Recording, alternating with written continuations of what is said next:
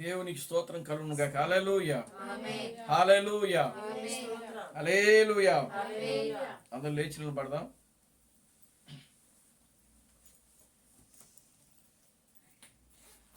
పరిశుద్ధ గ్రంథములో నుండి 2వ కొరింథీయులకు రాసిన పత్రిక 12వ అధ్యాయము 1-2 వచనాలు మనం చదువుదాం. పరిశుద్ధ గ్రంథములో నుండి 2వ కొరింథీయులకు రాసిన పత్రిక 12వ అధ్యాయము 1-2-3 వచనాలు, 5 వచనాల వరకు మనం చదువుదాం.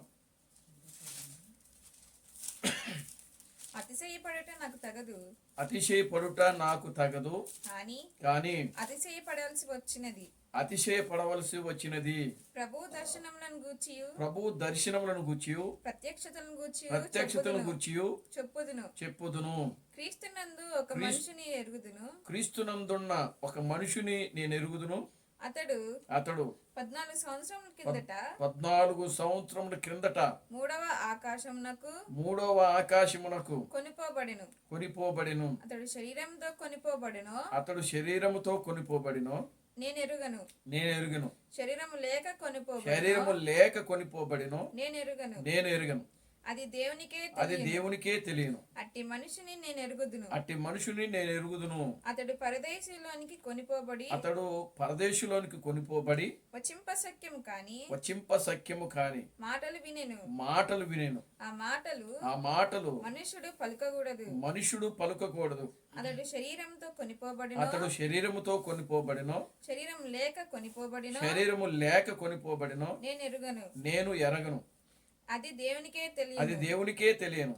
అట్టి వాని గురించి అతిశయింతును. నా విషయం అయితే నా బలహీనత ఎందే కాక వేరే విధముగా అతిశయింపను. చాలు, ప్రార్థన చేసుకుందాం. ఓ మమ్మలను మిక్కిలిగా ప్రేమించిన మా మంచి తండ్రి, జీవం గల దేవుడా, జీవాధిపతి, నిన్న నేడు నిరంతరము ఒకటే రీతిగా ఉన్న మా పరమ తండ్రి, నా ప్రభు అయిన అబ్రహాం క్రీస్తు నీ పవిత్రమైన పాదాలకు వందనాలు, స్తుతులు, స్తోత్రములు ప్రభువానికి స్తుతులు, స్తోత్రములు చెల్లిస్తున్నాము నాయన. ఓ నిశ్చయముగా చదవబడిన వాక్య భాగమును మీరు ఆశీర్వదించండి, దీవించండి ప్రభువా. ప్రభువా, నీ వాక్యమునకు నీవే అనువాదికుడు ప్రభువా. నీ వాక్యమును ఎవరు కూడా అనువదించలేరు, దానిని వివరించలేరు ప్రభువా. ఎందుకంటే అది నాయన నిత్య జీవముతో కూడినటువంటి గొప్ప మాటలు ప్రభువా. కనుక ఆ నిత్య జీవపు మాటలు ప్రభువా నాయన వివరించాలి అని అంటే అది నీవు మాత్రమే వివరించగలిగిన గొప్ప దేవుడు నాయన. ఒక మనుష్యుడు వాటిని వివరించలేడు ప్రభువా. ఒక మనుష్యుడు వాటిని అర్థం చేసుకోలేడు ప్రభువా. కానీ నీ పరిశుద్ధాత్మ సహాయం ద్వారా మాత్రమే ఒక మనుష్యుడు నీ గ్రంథాన్ని అర్థం చేసుకోగలడు ప్రభువా. అట్టి పరిశుద్ధాత్మ యొక్క శక్తి సామర్థ్యమును మీరు మాకు అనుగ్రహించమని మీ సన్నిధిలో ప్రార్థిస్తున్నాను తండ్రి.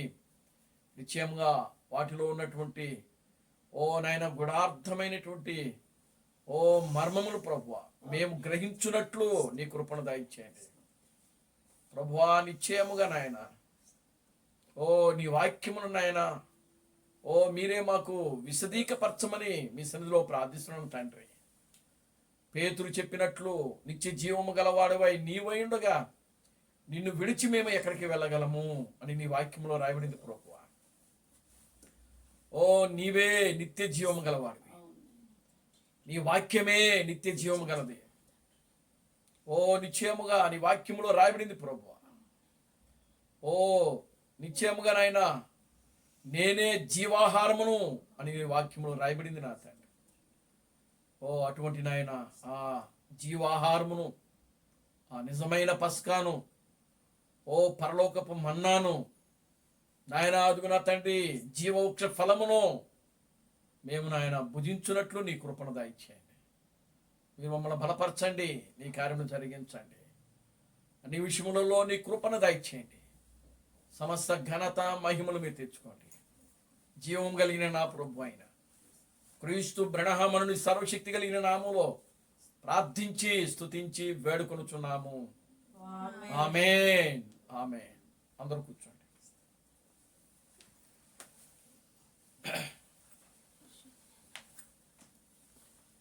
దేవునికి స్తోత్రం కలుగును గాక. హల్లెలూయా. ఆమేన్. హల్లెలూయా. మన ప్రభువును రక్షకుడును విమోచకుడైన ప్రభు అయిన క్రీస్తు నామములో మీ అందరికీ నా వందనాలండి. అందరికీ వందనాలు.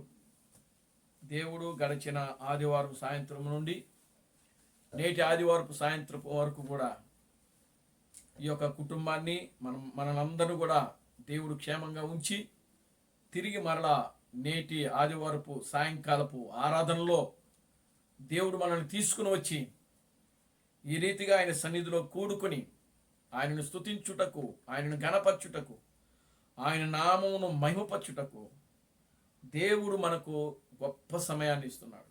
దేవునికి స్తోత్రం కలుగును గాక. హల్లెలూయా. ఆమేన్. హల్లెలూయా. ఈ దినమును చూడలేక అనేక మంది బిడ్డలు మరణించారు. దేవునికి స్తోత్రం కలుగును గాక. హల్లెలూయా. అనేక మంది బిడ్డలు బలహీనతలతో, రోగములతో ప్రియులారా హాస్పిటల్లో ఉంటున్నారు. అనేక మంది బిడ్డలు ప్రియులారా కోమాలో ఉంటున్నారు.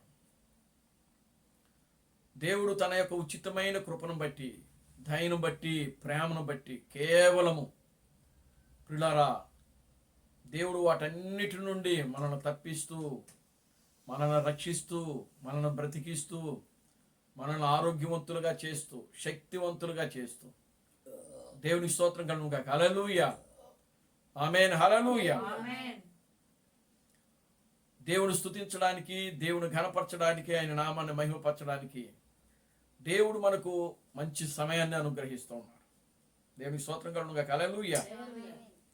ఎంతో మంది బిడ్డలు ప్రియులారా ఈ సమయంలో దేవుడిచ్చినటువంటి ఈ సమయము, ఈ కాలము, ఈ టైంలో ఎవరికి నచ్చినట్లుగా వారు జీవిస్తూ ఉంటారు.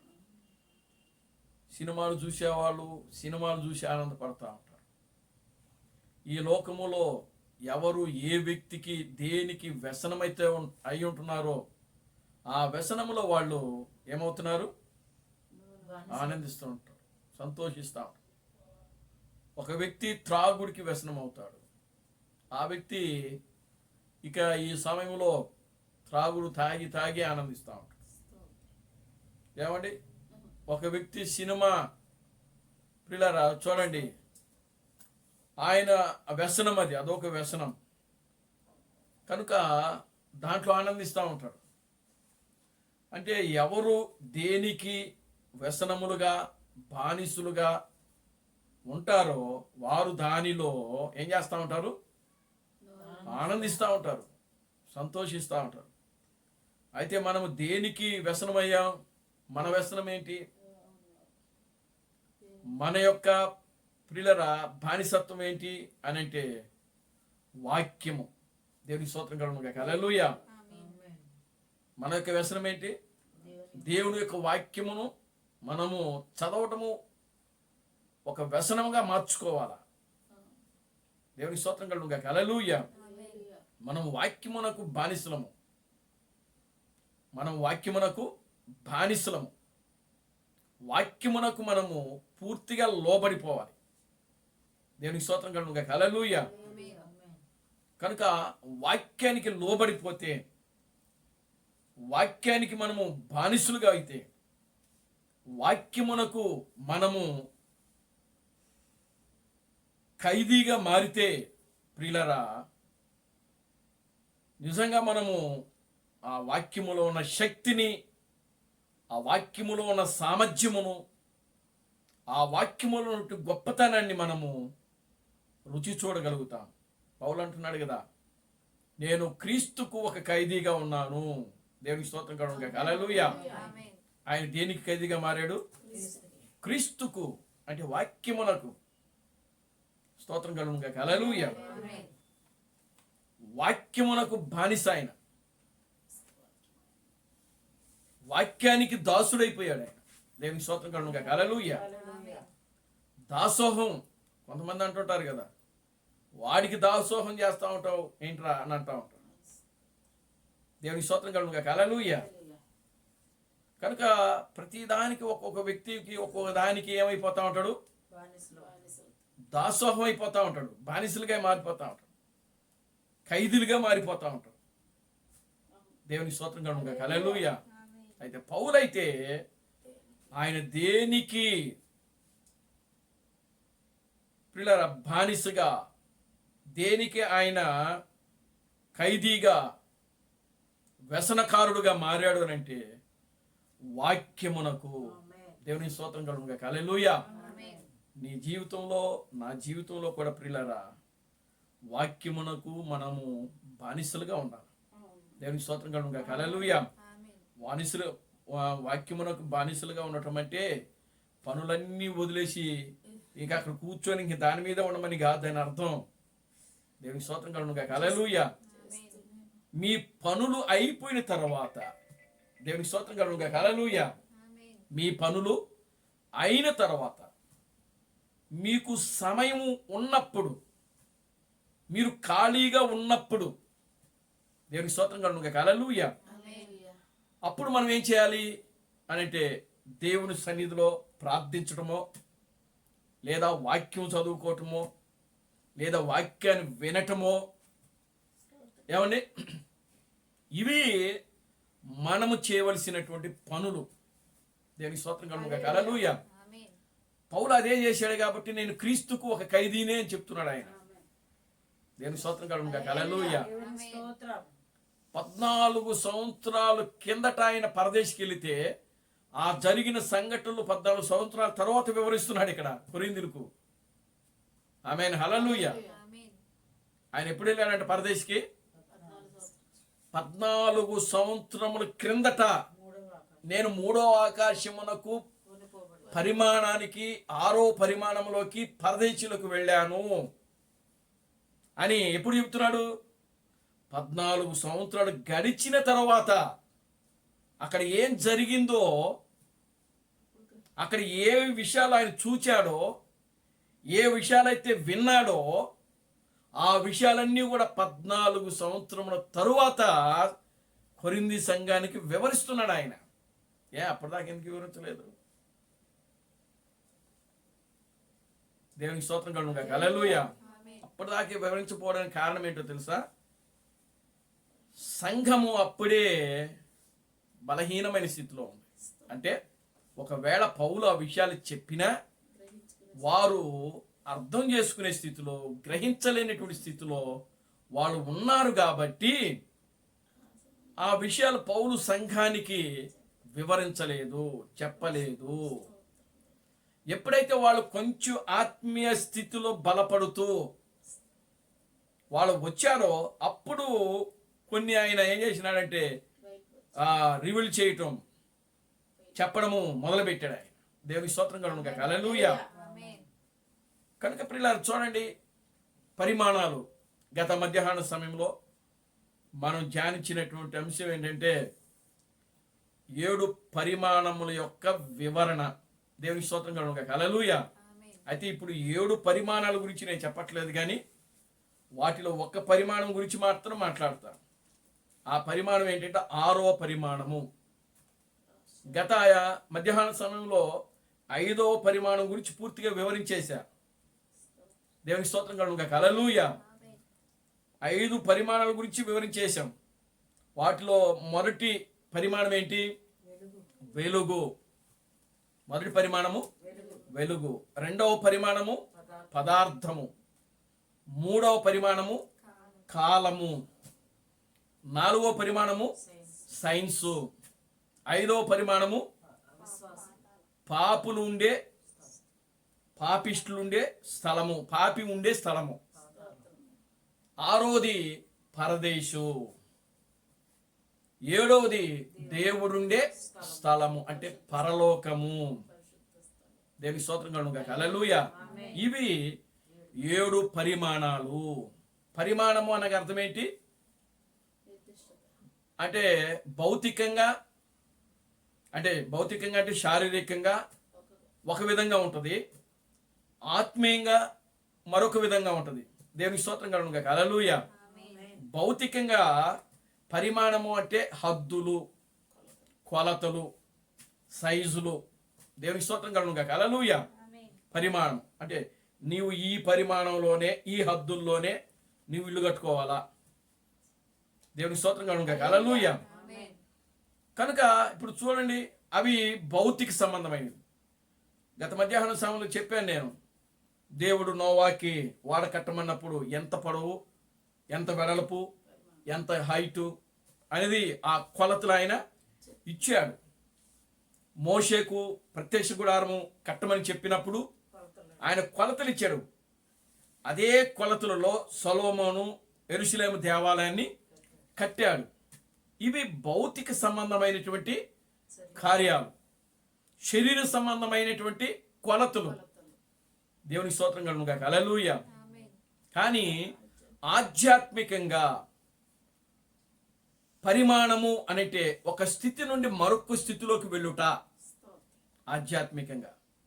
దేవుని స్తోత్రం కలుగును గాక. హల్లెలూయా. Glory to God. హల్లెలూయా. చూడండి, యెహెజ్కేలు గ్రంథములో యెహెజ్కేలును ఒక నదిలోకి తీసుకుని వెళ్తాడు ఆయన. ఆ నదిలోకి యెహెజ్కేలు వెళ్తా ఉంటాడు. తీసిరా అధ్యాయము గుర్తుందా మీకు? చూడండి, యెహెజ్కేలు గ్రంథము 40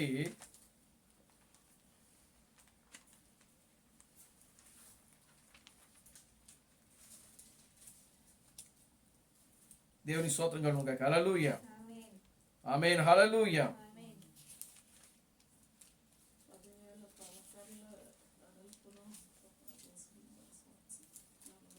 చూడండి ప్రియులారా, ఆ యెహెజ్కేలు ఆ దర్శనములో ఆయన ఏం చేస్తున్నాడంటే నదిలోకి వెళ్ళమని చెప్తా ఉంటాడు ఆయన. దేవుని స్తోత్రం కలుగును గాక. హల్లెలూయా. కనుక ఆయన వెళ్తా ఉంటాడు. వెళుతూ ఉన్నప్పుడు నీరు ఎక్కడికి వచ్చిందంటే ప్రియులారా, చీలమండలం వరకు వస్తాయి. ఆమేన్. హల్లెలూయా. ఎక్కడ దాకా వస్తాయి అంటే పాదాలు నిండిపోతుంది. చీలమండలం అంటే పాదాలు నిండుతాయి. అది ఒక కొలత, అంటే ఆత్మీయ జీవితంలో అది ఒక కొలత. స్తోత్రం కలుగును గాక. హల్లెలూయా. ఏమండి? దేవుని స్తోత్రం కలుగును గాక. హల్లెలూయా. ఆమేన్. హల్లెలూయా. చూడండి, తర్వాత ఇంకొంచెం లోతుకు వెళ్ళు అని యెహెజ్కేలుకి చెప్తాడు. ఆ యెహెజ్కేలుకి చెప్పిన తర్వాత ఆయన ఇంకా కొంచెం లోతుకు వెళ్తాడు. అప్పుడు నీరు మోకాళ్ళ లోతు వస్తుంది. ఆమేన్. హల్లెలూయా. ఎక్కడ దాకా వస్తుంది? మోకాళ్ళ లోతు. అప్పుడు ఇంకా లోతుకి వెళ్ళి అంటాడు. ఇంకా ముందుకెళ్తాడు. వెళ్ళినప్పుడు ప్రియులారా, ఆ నీరు ఎక్కడికి వస్తుంది అంటే ఈ యొక్క నడుము దగ్గరికి, మొలలోతుకి ఆ నీరు వస్తూ ఉంటుంది. అప్పుడు దేవుడు ఇంకా ముందుకు వెళ్ళు అని చెప్తా ఉంటాడు యెహెజ్కేలుతో. యెహెజ్కేలు ముందుకు వెళ్తాడు. అప్పుడు ఎక్కడికి వస్తాయని భుజాల దగ్గరకు వచ్చేస్తాయి నీళ్లు. దేవునికి స్తోత్రం కలుగును గాక. హల్లెలూయా. అప్పుడు ఇంకా ముందుకెళ్ళాను అంటాడు. అప్పుడు యెహెజ్కేలు అంటాడు, ప్రభువా నేను మునిగిపోతాను అంటాడు. ఆమేన్. హల్లెలూయా. అయినా సరే యెహెజ్కేలు ఏం చేస్తాడంటే ముందుకెళ్తాడు. అంటే మనిషి పూర్తిగా ఏమైపోతున్నాడు? అక్కడ మునిగిపోతున్నాడు. ఆత్మీయ జీవితంలో మనిషి కూడా ఆ విధంగా ఒక పరిపూర్ణమైన స్థితిలోకి రావాలను. అది దాని యొక్క అర్థం. దేవునికి స్తోత్రం కలుగును గాక. హల్లెలూయా. దేవుని యొక్క వాక్యము విషయంలో మానవుడు ఒక పరిపూర్ణమైన విషయంలోకి రావాలి. దేవుని స్తోత్రం కలుగును గాక. హల్లెలూయా. అందుకనే మత్తయి సువార్త 5వ అధ్యాయంలో యేసుక్రీస్తు చెప్తాడు. ఏం చెప్తాడు? మీ పరలోకపు తండ్రి పరిపూర్ణుడు గనుక మీరును పరిపూర్ణులయుండుడి అని వాక్యంలో రాయబడింది. దేవునికి స్తోత్రం కలుగును గాక. హల్లెలూయా. ఏమండి? మీ పరలోకపు తండ్రి పరిపూర్ణుడు గనుక మీరును పరిపూర్ణులయుండుడి అని వాక్యంలో రాయబడింది. దేవునికి స్తోత్రం కలుగునుగాక. హల్లెలూయా. కనుక మనము పరిపూర్ణులుగా ఉండాలి వాక్యము విషయంలో. ఆమేన్. హల్లెలూయా. మనము పరిపూర్ణులుగా ఉండాలి. పరిపూర్ణులుగా ఉన్నప్పుడే మనం ఏమైనా చేయగలము. అంటే లోక సంబంధమైన కార్యాలు కాదు, దైవ సంబంధమైనటువంటి కార్యాలు. మనం పరిపూర్ణంగా ఉన్నప్పుడు లోక సంబంధమైన కార్యములలో మనం ఎలా ఉంటాము అని అంటే, ఎలా ఉంటామండి? ఎలా ఉంటాం? లోక సంబంధమైన కార్యములలో, శరీర సంబంధమైన కార్యములలో మనం ఎలా ఉంటామనంటే చచ్చిన వారితో ఉంటాం. చచ్చిన వారు ఎలా ఉంటారో అలాగే ఉంటాం మనం, నిర్జీవనంగా. లోక సంబంధమైన కార్య విషయాల్లో దేవుని స్తోత్రం కలుగునుగాక. హల్లెలూయా. బైబిల్ చెప్తుంది, మీరు మీ అపరాధముల నిమిత్తమై మీరు చచ్చిన వారినై ఉండగా అని వాక్యంలో రాబడింది. దేవుని స్తోత్రం కలుగునుగాక. హల్లెలూయా. కానీ మనము మన యొక్క అపరాధముల నిమిత్తమై మనం చచ్చిన వారుగా ఉండగా క్రీస్తు యొక్క రక్తము ద్వారా మనం ఏం చేయబడ్డాము? రక్షించబడ్డాం, విమోచింపబడ్డాం. దేవుని స్తోత్రం కలుగునుగాక. హల్లెలూయా. రక్షించబడ్డాము, విమోచించబడ్డాం. విమోచించబడినటువంటి మనము మన యొక్క ఆత్మీయ స్థితి దినదినము కూడా అది ఏం చేయబడాలంటే ఎదుగుతూ, అభివృద్ధి చెందుతూ, ఫలిస్తూ మన ఆత్మీయ జీవితంలో మనము ముందుకు సాగుతూ ఉండాలి.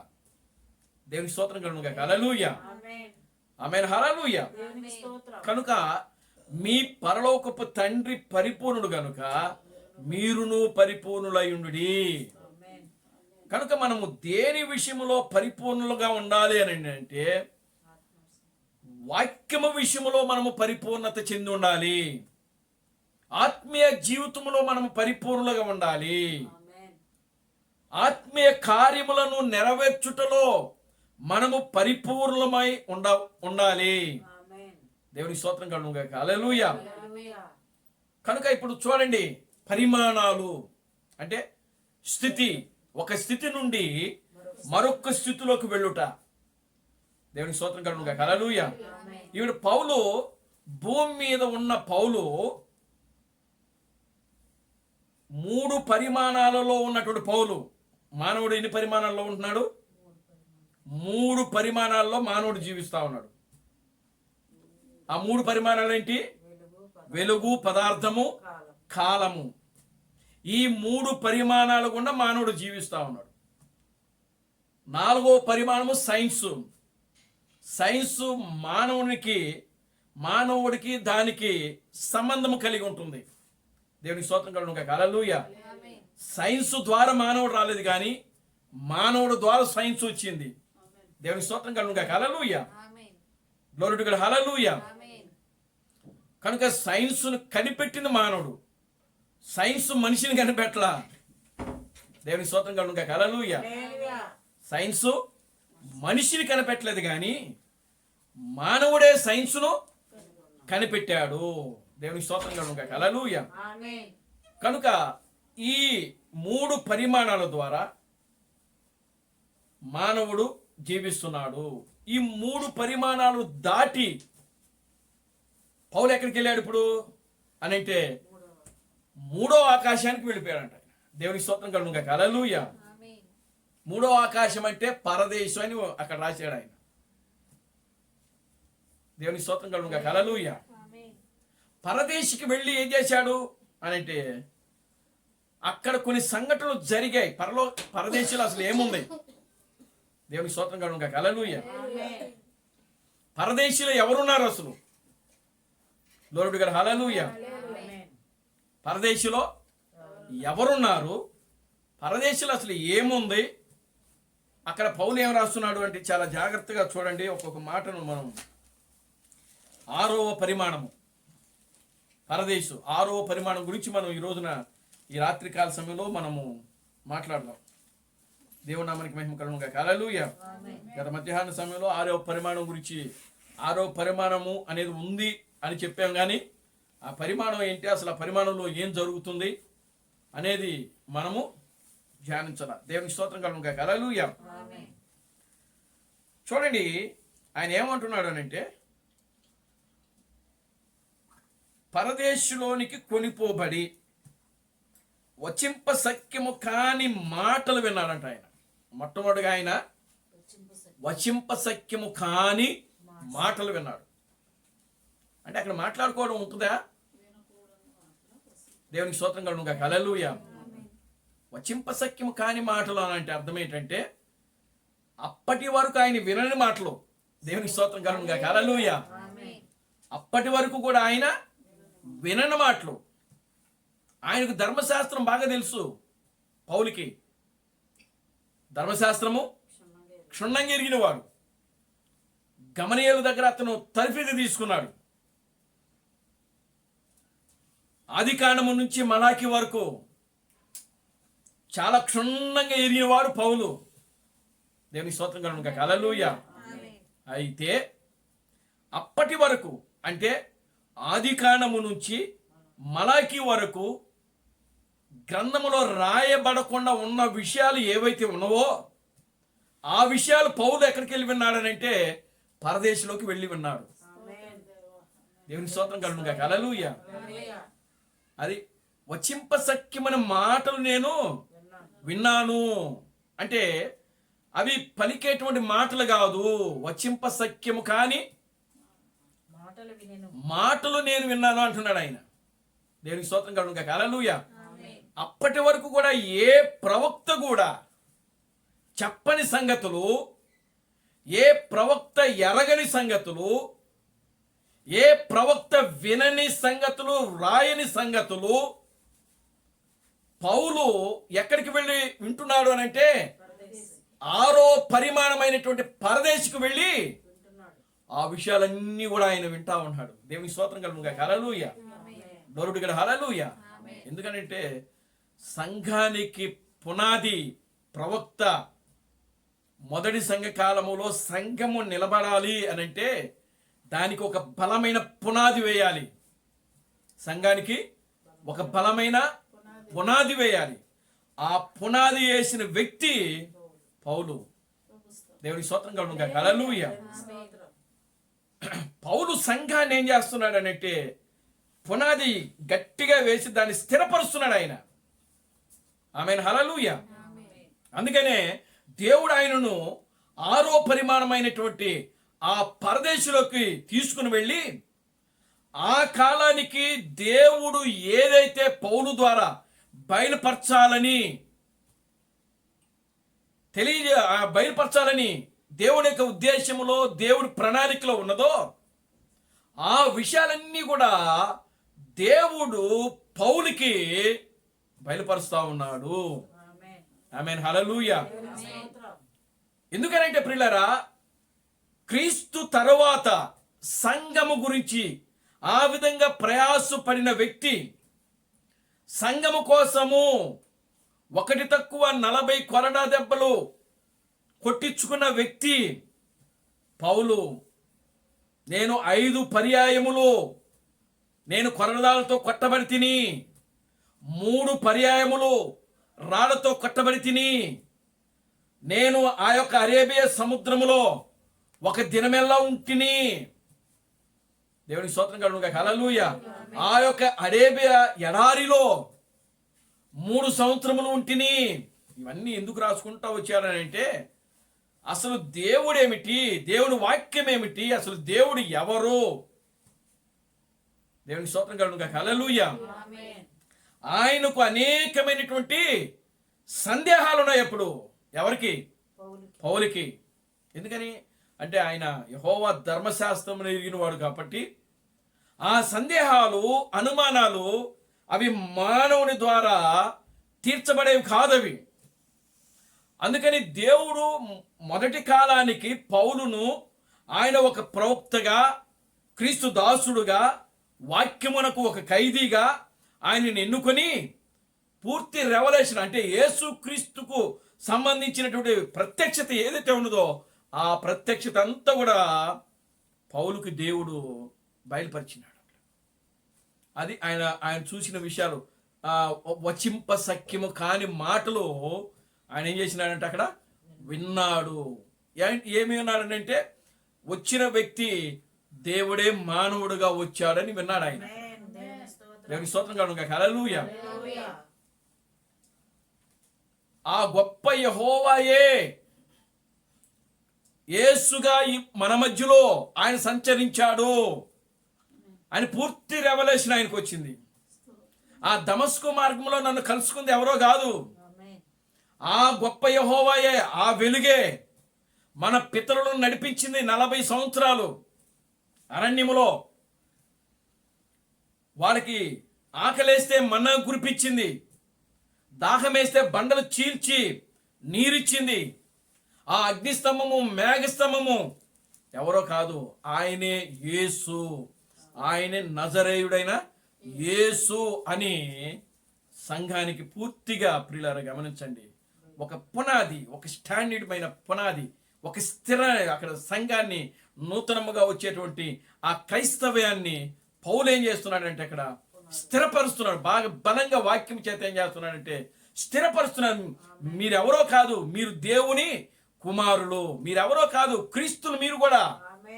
మీరు ఎక్కడి నుంచి వచ్చారో తెలుసా? ఇదిగో జగత్తు పునాది వేయబడక మునుపు మీరు క్రీస్తులో ఉన్నారు. ఆ క్రీస్తులో ఉన్న మీరు ఇప్పుడు భూమి మీదకి వచ్చారు మీరు అని బోధించడం ప్రారంభించాడు. దేవునామానికి మహిమ కలుగును గాక. హల్లెలూయా. కనుక మీరు అప్పుడే ఆ కాలంలోనే పౌలు ప్రియులారా గమనించండి, సంఘాన్ని దేనితో పోలుస్తున్నాడంటే క్రీస్తుతో పోల్చాడు ఆయన. అందుకే బాప్తిస్మం ఒక్కటే, శరీరం ఒక్కటే, దేవుడు ఒక్కడే. ఏమండి, దేవునికి మానవుడికి మధ్యవర్తి ఒక్కడే అని ఆయన వివరిస్తుకుంటా రాసుకుంటా వచ్చాడు. పౌలు ఎక్కడ దేవుడు ముగ్గురు లేకపోతే త్రిత్వము అని బోధించలేదు. పౌలు దేవుడు ఒక్కడే అని బోధించాడు. దేవుడు మనకి మహిమ కలుగును గాక. హల్లెలూయా.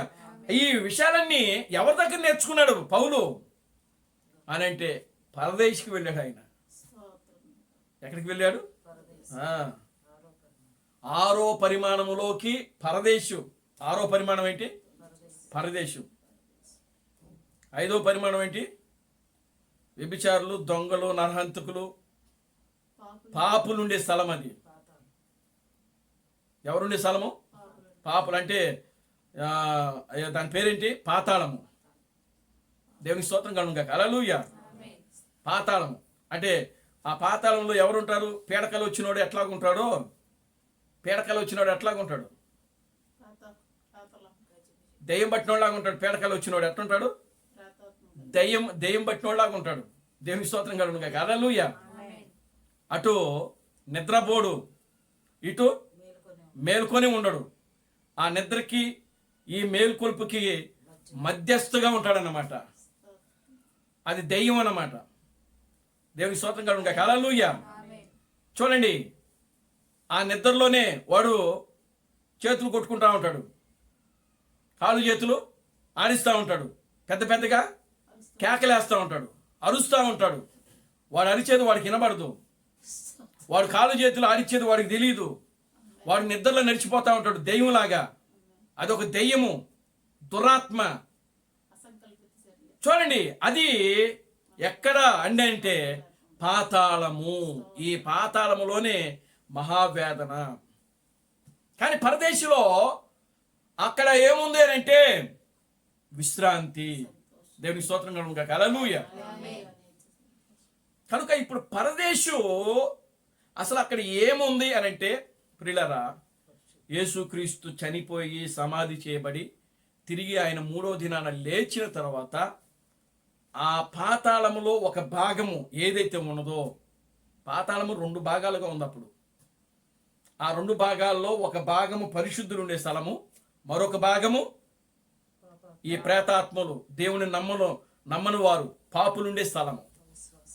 ఈ పరిశుద్ధులు అంటే ఆది కాండము నుంచి, ఆదాము దగ్గర నుంచి యేసుక్రీస్తు చనిపోయి ఆయనకంటే ముందు చనిపోయిన వాళ్ళు ఎవరైతే ఉన్నారో వాళ్ళందరూ కూడా ఎక్కడున్నారు అని అంటే పాతాళములోనే అపవాది చేతిలో ఉన్నారు.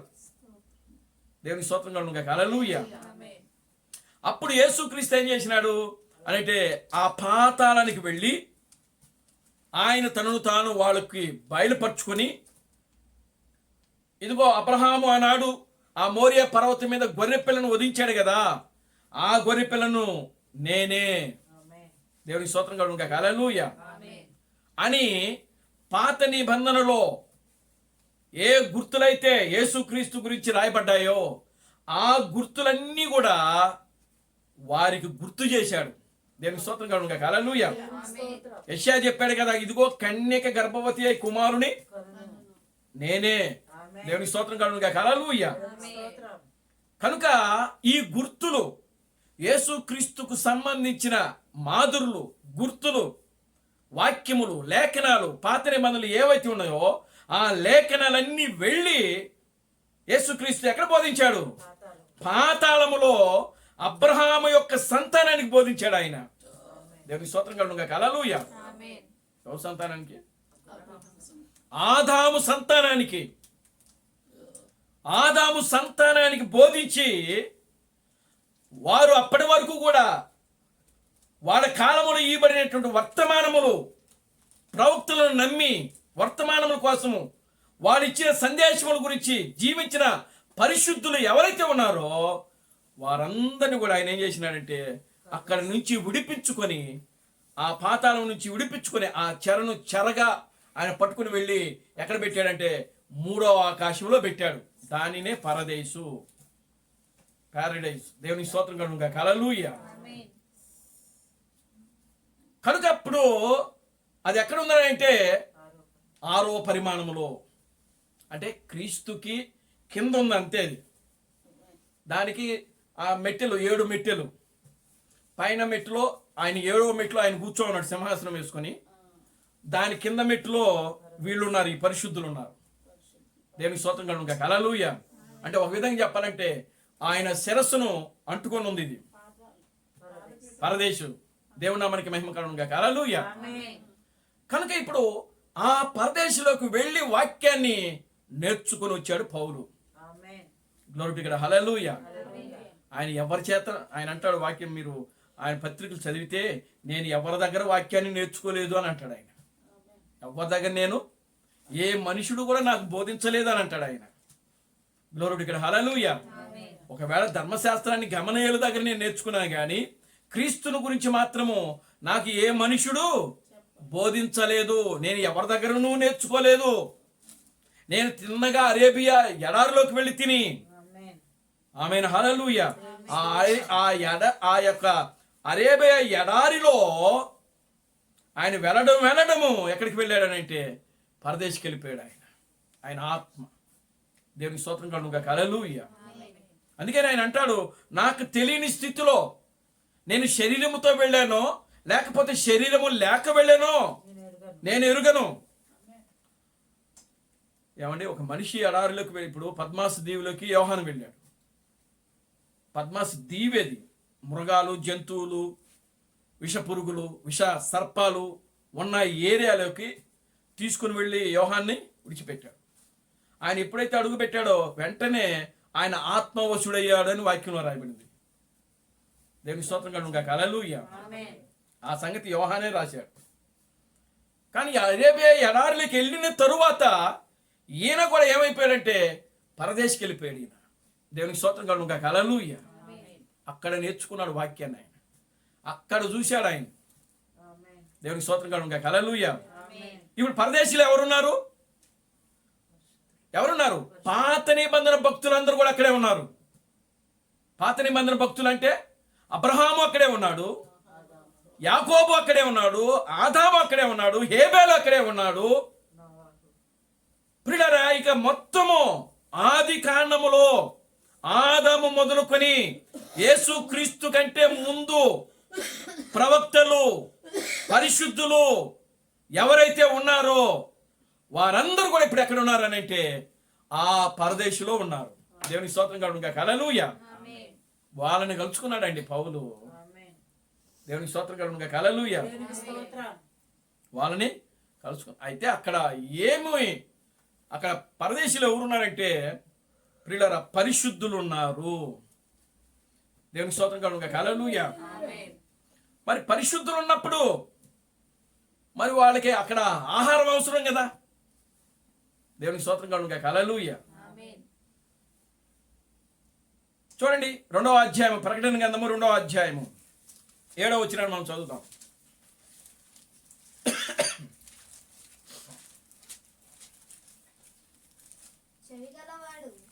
చెవిగలవాడు ఆత్మ సంగములతో చెప్పుచున్న మాట వినుగాక. జయించువానికి దేవుని పరదేశిలో ఉన్న జీవ వృక్ష ఫలములు భుజింపనిత్తును. దేవుని స్తోత్రం కలుగును గాక. హల్లెలూయా. ఏమండి పరదేశిలో ఏముందంట? ఇది ఏ సంఘ కాలంలో రాస్తున్నాడు ఈ మాట? ఎఫెసు సంఘానికి వర్తమానికుడు ఎవరు? అది అంటే పౌలు ఇప్పుడు అక్కడికి వెళ్ళి ఏం తిన్నాడు? అర్థమైందా మీకు? దేవునికి స్తోత్రం కలుగును గాక. హల్లెలూయా. మీకు అర్థమైంది ఇప్పుడు? పరదేశం అంటే 6వ పరిమాణము. ఆమేన్. హల్లెలూయా. పరదేశం అంటే 6వ పరిమాణము. పౌలు 6వ పరిమాణంలోకి 3వ ఆకాశములోకి వెళ్ళాడు. ఆ 3వ ఆకాశములో, ఆ 6వ పరిమాణములో ఏమున్నది అని అంటే జీవవృక్షం ఉందంట. జయించువానికి సంగములతో ఆత్మ చెప్పుచున్న మాట చెవిగలవాడు వినుగాక. జయించువానికి దేవుని పరదేశిలో ఉన్న జీవవృక్ష ఫలమును భుజింపనిత్తును. పౌలు జయించాడండి ఆ కాలంలో. దేవునికి స్తోత్రం కలుగును గాక. హల్లెలూయా. ఏం జయించాడు? ధర్మశాస్త్రాన్ని జయించాడు. ముందు ధర్మశాస్త్రము పాపమును, అది పాపమని ఒక పాపమని చెప్పింది కానీ పాపమునది తీసివేయలేకపోయింది. నువ్వు పాపమని చూపించింది కానీ ఆ పాపాన్ని తీసివేయలేకపోయింది ధర్మశాస్త్రము. దేవునికి స్తోత్రం కలుగును గాక. హల్లెలూయా. కానీ క్రీస్తు ఆయన ఏం చేసినాడంటే ఆ ధర్మశాస్త్రానికి బదులుగా రక్తాన్ని చిందించి, ఇదిగో మీరు ఈ యొక్క రక్తంలో కడగబడితేనే మీ పాపమునకు ప్రాయశ్చిత్తం కలుగుతుంది అని ఆయన చెప్తున్నాడు. ఆయన దేవునికి స్తోత్రం కలుగును గాక. హల్లెలూయా. Glory to God. హల్లెలూయా. చూడండి ఇప్పుడు ఆ పరదేశిలో 6వ పరిమాణంలో ఏమున్నది అని అంటే జీవవృక్షం ఉన్నది. అసలు జీవవృక్షం ఏమో ముందు ఎక్కడ ఉంది? ఏదైనా తోటలో ఉంది. దేవునికి స్తోత్రం కలుగును గాక. ఆమేన్. హల్లెలూయా. అర్థమవుతుందా? Glory to God. హల్లెలూయా. ఇప్పుడు పరదేశిలో ఉన్నది. పౌలు కాలానికి దేవుడు దాన్ని తీసుకుని ఎక్కడ పెట్టాడనంటే 6వ పరిమాణంలో పెట్టాడు జీవవృక్షాన్ని. ఆమేన్. హల్లెలూయా. అయితే దానికి ముందు ఆ జీవవృక్షము ఎక్కడ ఉంది అని అంటే ఏదెన్ తోటలో ఉంది. ఆదాముకు ఆ కృపనిచ్చాడు ఆయన. దేవుడు చెప్పాడు ఏమన్నాడంటే ఈ తోటలో ఉన్నటువంటి వృక్ష ఫలాలన్నీ కూడా నీవు నిరభ్యంతరంగా, ఏ అభ్యంతరం లేకుండా తినవచ్చు. కానీ తోట మధ్యలో ఒక చెట్టు ఉంది. ఒక చెట్టే కదా, 2 చెట్లు ఉన్నాయి అక్కడ.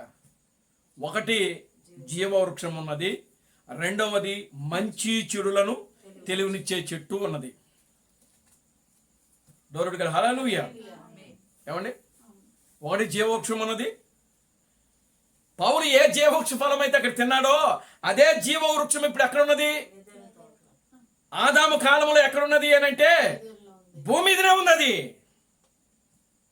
దేవునికి స్తోత్రం కలుగును గాక. హల్లెలూయా. అయితే అప్పుడు ఎలా ఉంది అని అంటే ఒక చెట్టు రూపంలో ఉంది. అప్పుడు ఎలా ఉంది? చెట్టు అని అంటే దేనికి సూచనగా ఉందంటే మనిషికి ఆ చెట్టు సాదృశ్యంగా ఉంది. యేసుక్రీస్తు చెప్పాడు కదా, యోహాను రాస్తాడు, ఫలింపని ప్రతి చెట్టును నరికి అగ్నిలో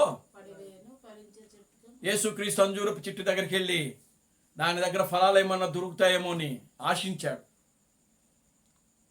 కనుక చూడండి, నేను నిజమైన ద్రాక్షావళిని. కనుక ఇప్పుడు చెట్టు అనంటే మానవుని జీవితము, మనిషి. ఇప్పుడు ఏదైనా తోటలో ఆ జీవ వృక్షము, ఆ యొక్క మనిషి ఎలా ఉన్నాడు అని అంటే అక్కడ ఒక చెట్టు జీవ వృక్షం లాగా ఉన్నాడు ఆయన. ఆ జీవ వృక్షం ఎవరో కాదు, దేవుడే ఆ జీవ వృక్షం. దేవునికి స్తోత్రం కలుగును. హల్లెలూయా, ఆమేన్, హల్లెలూయా. అవ్వ జీవ వృక్షం యొక్క ఫలాలు తినవలసిన దానికి బదులుగా ఆమె దేని యొక్క ఫలాలు తీసుకుందంటే మంచి చెడులు తెలివినిచ్చే ఆ చెట్టు యొక్క వృక్ష ఫలములు తీసుకుని ఆమె ఏం చేసిందంటే తిన్నది. దేవునికి స్తోత్రం కలుగును. హల్లెలూయా. చూడండి, దేవుడు అక్కడ ఒక మాట అంటాడు. చూడండి, ఆదికాండము 1వ అధ్యాయం, 2వ అధ్యాయం, 3వ అధ్యాయం 22 నుంచి 24 వరకు చదవండి. 3వ అధ్యాయము ఆదికాండము 3వ అధ్యాయము 22 నుంచి.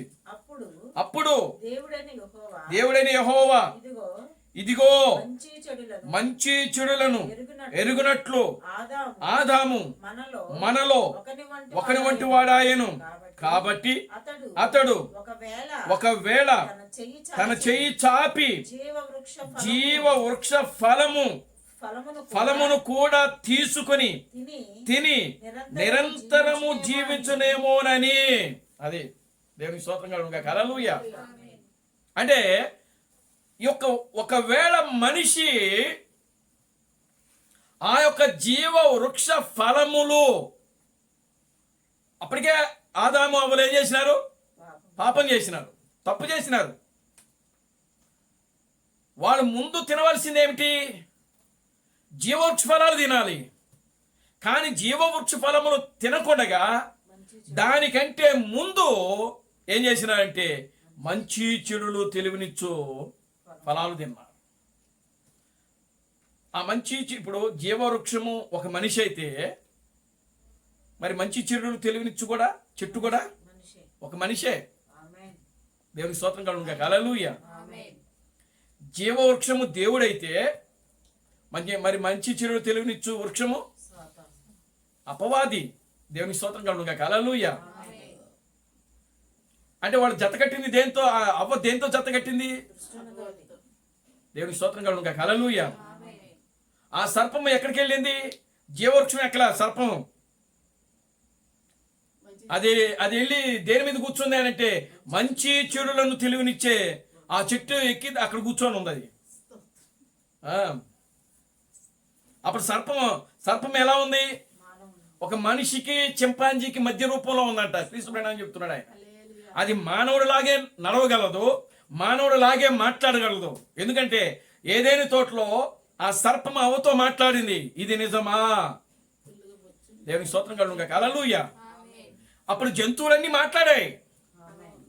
ఏదైనా తోటలో దేవుడు సృష్టించిన జంతువులు, పక్షులు ఏవైతే ఉన్నావో అన్నీ మాట్లాడాయి. చెట్లు కూడా మాట్లాడినాయి ఆదాముతో. ఆమేన్, హల్లెలూయా. పక్షులు మాట్లాడాయి ఆదాముతో. రాబిన్ పిట్ట క్రీస్తు బెనాము ఆయన పుట్టినప్పుడు ఆ యొక్క చెట్టు ఆ మీద కూర్చొని అది ఏం చేస్తూ ఉంది? మాట్లాడుతూ ఉంది, కూస్తూ ఉంది. దాని స్వరము అది వినిపిస్తూ ఉంది అక్కడ. దేవునికి స్తోత్రం కలుగును. హల్లెలూయా. చూడండి, ఇప్పుడు ఏదైనా తోటలో పాపం అనేది రాకమునుపు, పాపం అనేది అక్కడ ప్రవేశించక మునుపు, అంటే అపవాది ఏదేనులోకి ప్రవేశించక మునుపు ఏదేను ఎలా ఉందంటే పరిశుద్ధంగా ఉన్నది. అక్కడ జంతువులు మాట్లాడుతున్నాయి, పక్షులు మాట్లాడుతున్నాయి, వృక్షములు మాట్లాడుతున్నాయి. దేవుడు ఏదైతే అక్కడ సృష్టించాడో ప్రియులారా, ప్రతి దానికి దేవుడు నోరిచ్చాడు. అవన్నీ కూడా మాట్లాడే ఆదాముతో సహవాసం చేసినాయి. దేవునికి స్తోత్రం కలుగును. హల్లెలూయా. ఆదాము పిలిస్తే అవి వచ్చినాయి. అంటే ఇటు రా అంటే ఆదాము యొక్క భాష వాటికి ఏమైంది? అర్థమైంది. ఆమేన్, హల్లెలూయా. ఓ సింహమును ఆయన పిలిచినప్పుడు దానికి ఆయన మాట్లాడే భాష ఏమైంది? అర్థమైంది, ఆయన దగ్గరకు వచ్చింది. ఆమెను హల్లెలూయా. కనుక ప్రియమైన దేవుని బిడ్డలారా చూడండి, ఇప్పుడు ఆ మంచి చెడులు వృక్షము ఏదో కాదు, అది అపవాది, దయ్యము. ఈ యొక్క సర్పము వెళ్ళి అక్కడ కూర్చొని ఏం చేసిందంటే అవముతో మాట్లాడడం ప్రారంభించింది. కనుక ఇప్పుడు మానవుడు ఎదెనులో జీవవృక్షము ఉంటే జీవవృక్ష ఫలములు తినకుండగా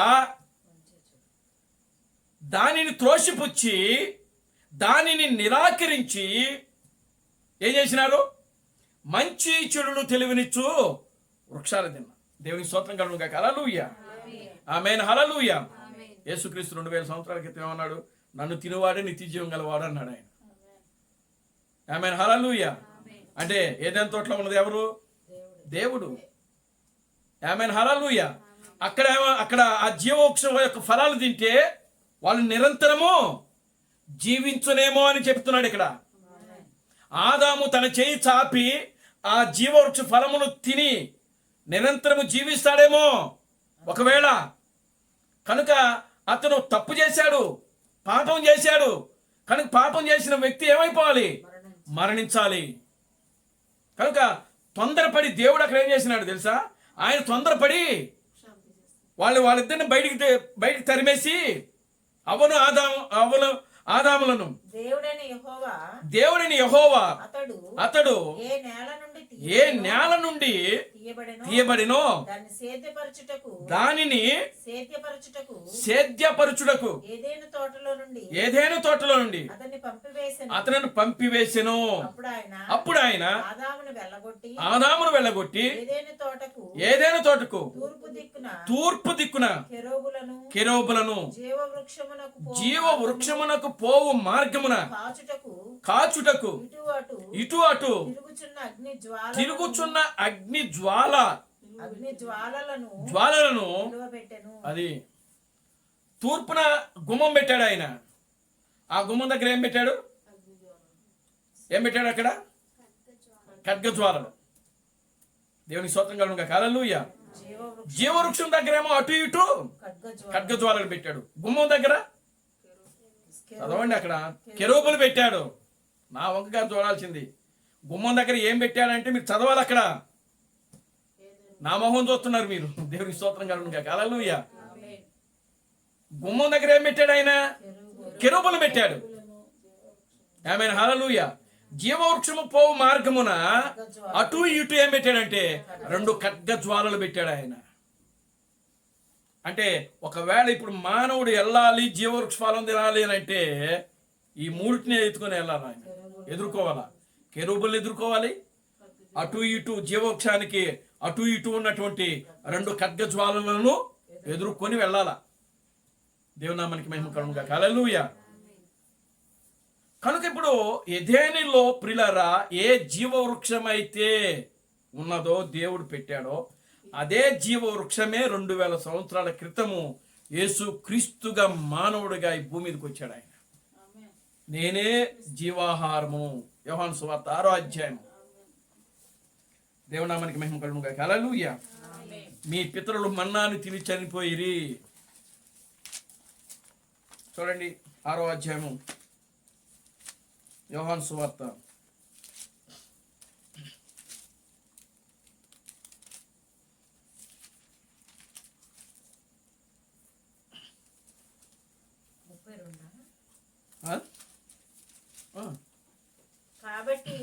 కాబట్టి యేసు పరలోకము నుండి వచ్చు ఆహారము మోషే మీకు ఇయ్యలేదు, నా తండ్రియే పరలోకము నుండి వచ్చు నిజమైన ఆహారము మీకు అనుగ్రహించుచున్నాడు.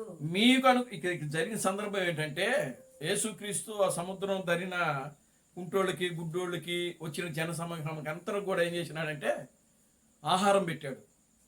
3 రోజులు మీటింగ్ పెట్టాడు. ఆ 3 రోజులు మీటింగ్ పెట్టి ఉపవాస ప్రార్థనలు పెట్టి వాళ్ళకి తినడానికి ఏదైనా తీసుకురండి అంటాడు ఆయన. దేవునికి స్తోత్రం కలుగును గాక. హల్లెలూయా. వాళ్ళు ఏం చేసినారు? రొట్టెలు తీసుకొచ్చారు. వాళ్ళు తృప్తిగా తిన్నారు. దేవునామానికి మహిమ కలుగును గాక. హల్లెలూయా.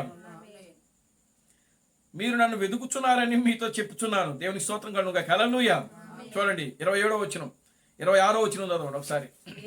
యేసు మీరు సూచనలను చూచుట వలన కాదు గాని రొట్టెలు భుజించి తృప్తి పొందుట వలననే. యేసుని ఎందుకు ఎదుగుతున్నారంట జనాలు? సూచక్రియల కోసము, అద్భుతాలు కోసము. దేవుని స్తోత్రం కలుగుగా. హల్లెలూయా. మీరు సూచనలను చూచుట వలన కాదు. అంటే యేసు దగ్గరకు వాళ్ళు ఎందుకు వస్తున్నారు? ఆయన దగ్గరకు పోతే రోగాలు పోతాయి, ఆయన దగ్గరకు పోతే రోగాలు పోతాయి, స్వస్థతలు వస్తాయి, దెయ్యాలు పోతాయి, ఏ రోగం ఉన్నా పోయిద్ది. దేవుని స్తోత్రం కలుగుగా. హల్లెలూయా. అంతేకాదు, ఆకలేస్తే భోజనం కూడా పెడతారు, రొట్టెలు కూడా పెడతాడు ఆయన. దేవుని స్తోత్రం కలుగుగా. హల్లెలూయా. యేసుప్రభు ఏమంటున్నాడంటే, ఇందుకోసమే కదా మీరు నన్ను వెతుకుతున్నారు. ఆమేన్. హల్లెలూయా. జనాలు యేసుని ఎందుకు వెతుకుతున్నారంటే భోజనం కోసం, స్వస్థత కోసం, సూచక్రియల కోసం. ఆమేన్. హల్లెలూయా. అయితే అక్కడ ఒక మాట అంటున్నాడు ఆయన. చూడండి 27వ వచనము, 7వ వచనం. క్షయమైన ఆహారము కొరకు కష్టపడకుడు గాని నిత్య జీవము కలుగు చేయు అక్షయమైన ఆహారము కొరకే కష్టపడుడి. ఏ ఆహారము అంటే 2 రకాల ఆహారాలు ఉన్నాయి.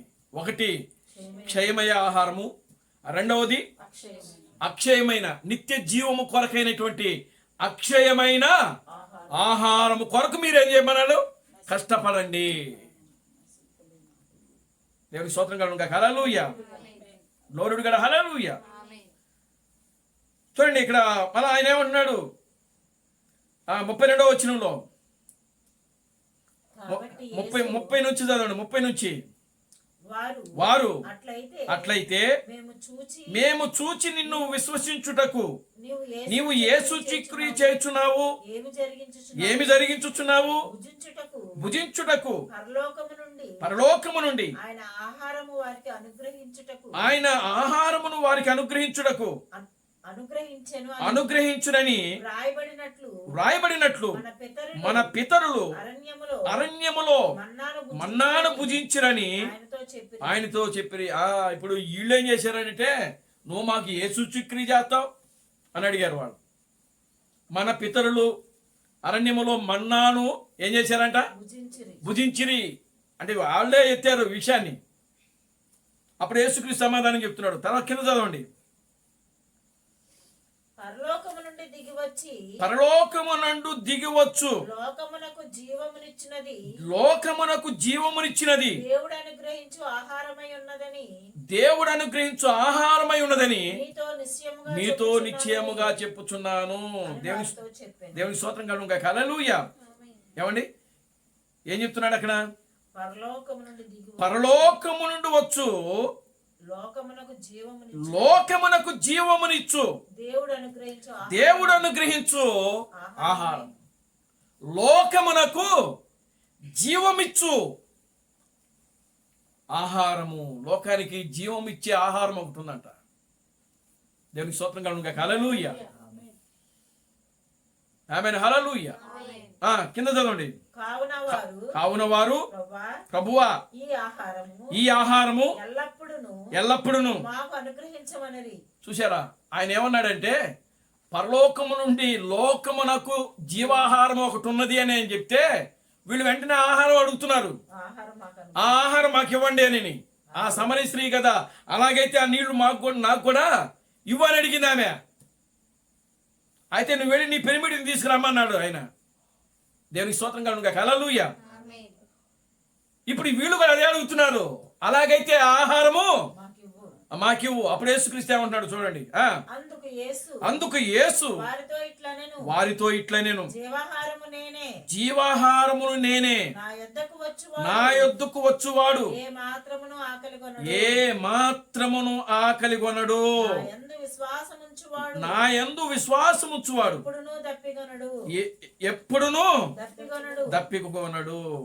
దేవునికి స్తోత్రం కలుగుగా. హల్లెలూయా. చూడండి ఎంత ఆరోగ్యము. మీరు బాగా చదివితే చదవండి. మీరు నన్ను చూచి ఉండి విశ్వసింపక ఉన్నారని మీతో చెప్పి తిని తండ్రి నాకు అనుగ్రహించిన వారందరూ నా యొద్దకు వత్తురు నా యొద్దకు వచ్చు వారిని నేను ఎంత మాత్రమును బయటకును త్రోసివేయును. చాలండి. 41వ వచనం చదవండి.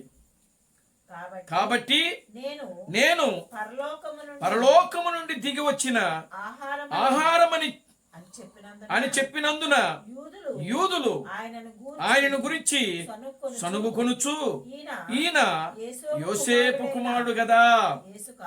దేవునికి స్తోత్రం కలుగును గాక. హల్లెలూయా. పరలోకము నుండి దిగి వచ్చినటువంటి జీవాహారమును దేవుని నామానికి మహిమ కలుగును గాక. హల్లెలూయా. చూడండి 34, 35, 36 వచనాలు చదవండి.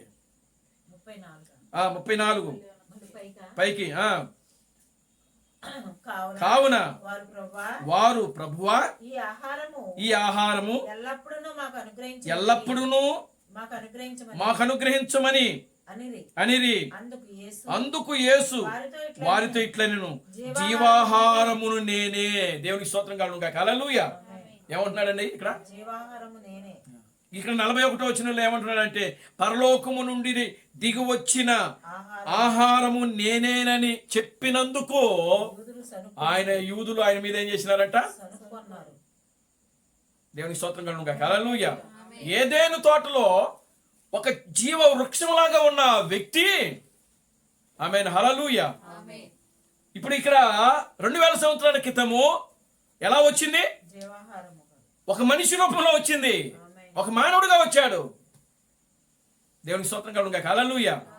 నేనే పరలోకము నుండి దిగి వచ్చిన అని అంటే ఈయన ఎక్కడున్నాడు? అప్పటి వరకు పరలోకంలోనే ఉన్నాడు. దేవునామానికి మహిమ కలుగును గాక. హల్లెలూయా. Glory to God. హల్లెలూయా. ఆదాము ఆ జీవవృక్ష ఫలాన్ని తినలేదు. యూదులు ఆ జీవవృక్ష ఫలాన్ని భుజించలేదు. అర్థమవుతుందండి? ఆమేన్, హల్లెలూయా. నేనే పరలోకము నుండి దిగి వచ్చిన జీవాహారమును నేనే అని చెప్పుకుంటున్నాడు ఆయన స్వయంగా. దేవునామానికి మహిమ కలుగును గాక. హల్లెలూయా. చూడండి 60-61 వచనాలు చదవండి. యేసు తన శిష్యులు దీనిని గురించి సనుక్కొనుచున్నారని తనకు తానే ఎరిగి వారితో ఇట్లనెను, దీని వలన మీరు అభ్యంతరపడుచున్నారా? అలాగైతే మనిషి కుమారుడు మునుపున్న చోటునకు ఎక్కుట మీరు చూచిన ఎడలా ఏమందు? చాలండి. దేవునికి స్తోత్రం కలుగును గాక. హల్లెలూయా. మనిషి కుమారుడు మునుపున్న చోటికి ఎక్కిపోవటం మీరు చూచినప్పుడు ఇంకేమంటారు? అంటే మునుపున్న చోట అంటే ఆయన ఎక్కడి నుంచి వచ్చాడు, మరలా అక్కడికే ఆయన. దేవునికి స్తోత్రం కలుగును గాక. హల్లెలూయా. అలా వెళ్ళుట మీరు చూసినప్పుడు ఇంకేమంటారు? చూడండి 52వ వచనం పైకి వెళ్ళండి. ముందు యూదులు ఈయన తన శరీరమును ఎలాగ ఇవ్వగలడని తిననీయగలడని ఆగండి. 50వ వచనం నుంచి చదవండి. 49 అక్కడి నుంచి చదవండి. 49 నుంచి మీ పితరులు అరణ్యములో మన్నాను తిని చనిపోయిరి. 47 చదవండి ఒకసారి. విశ్వసించువాడే నిత్య జీవము గలవాడు, జీవాహారమును నేనే. ఆమేన్, హల్లెలూయా. ఇప్పటికి ఈ మాట ఇది 3వసారి ఆయన చెప్పడం అక్కడ.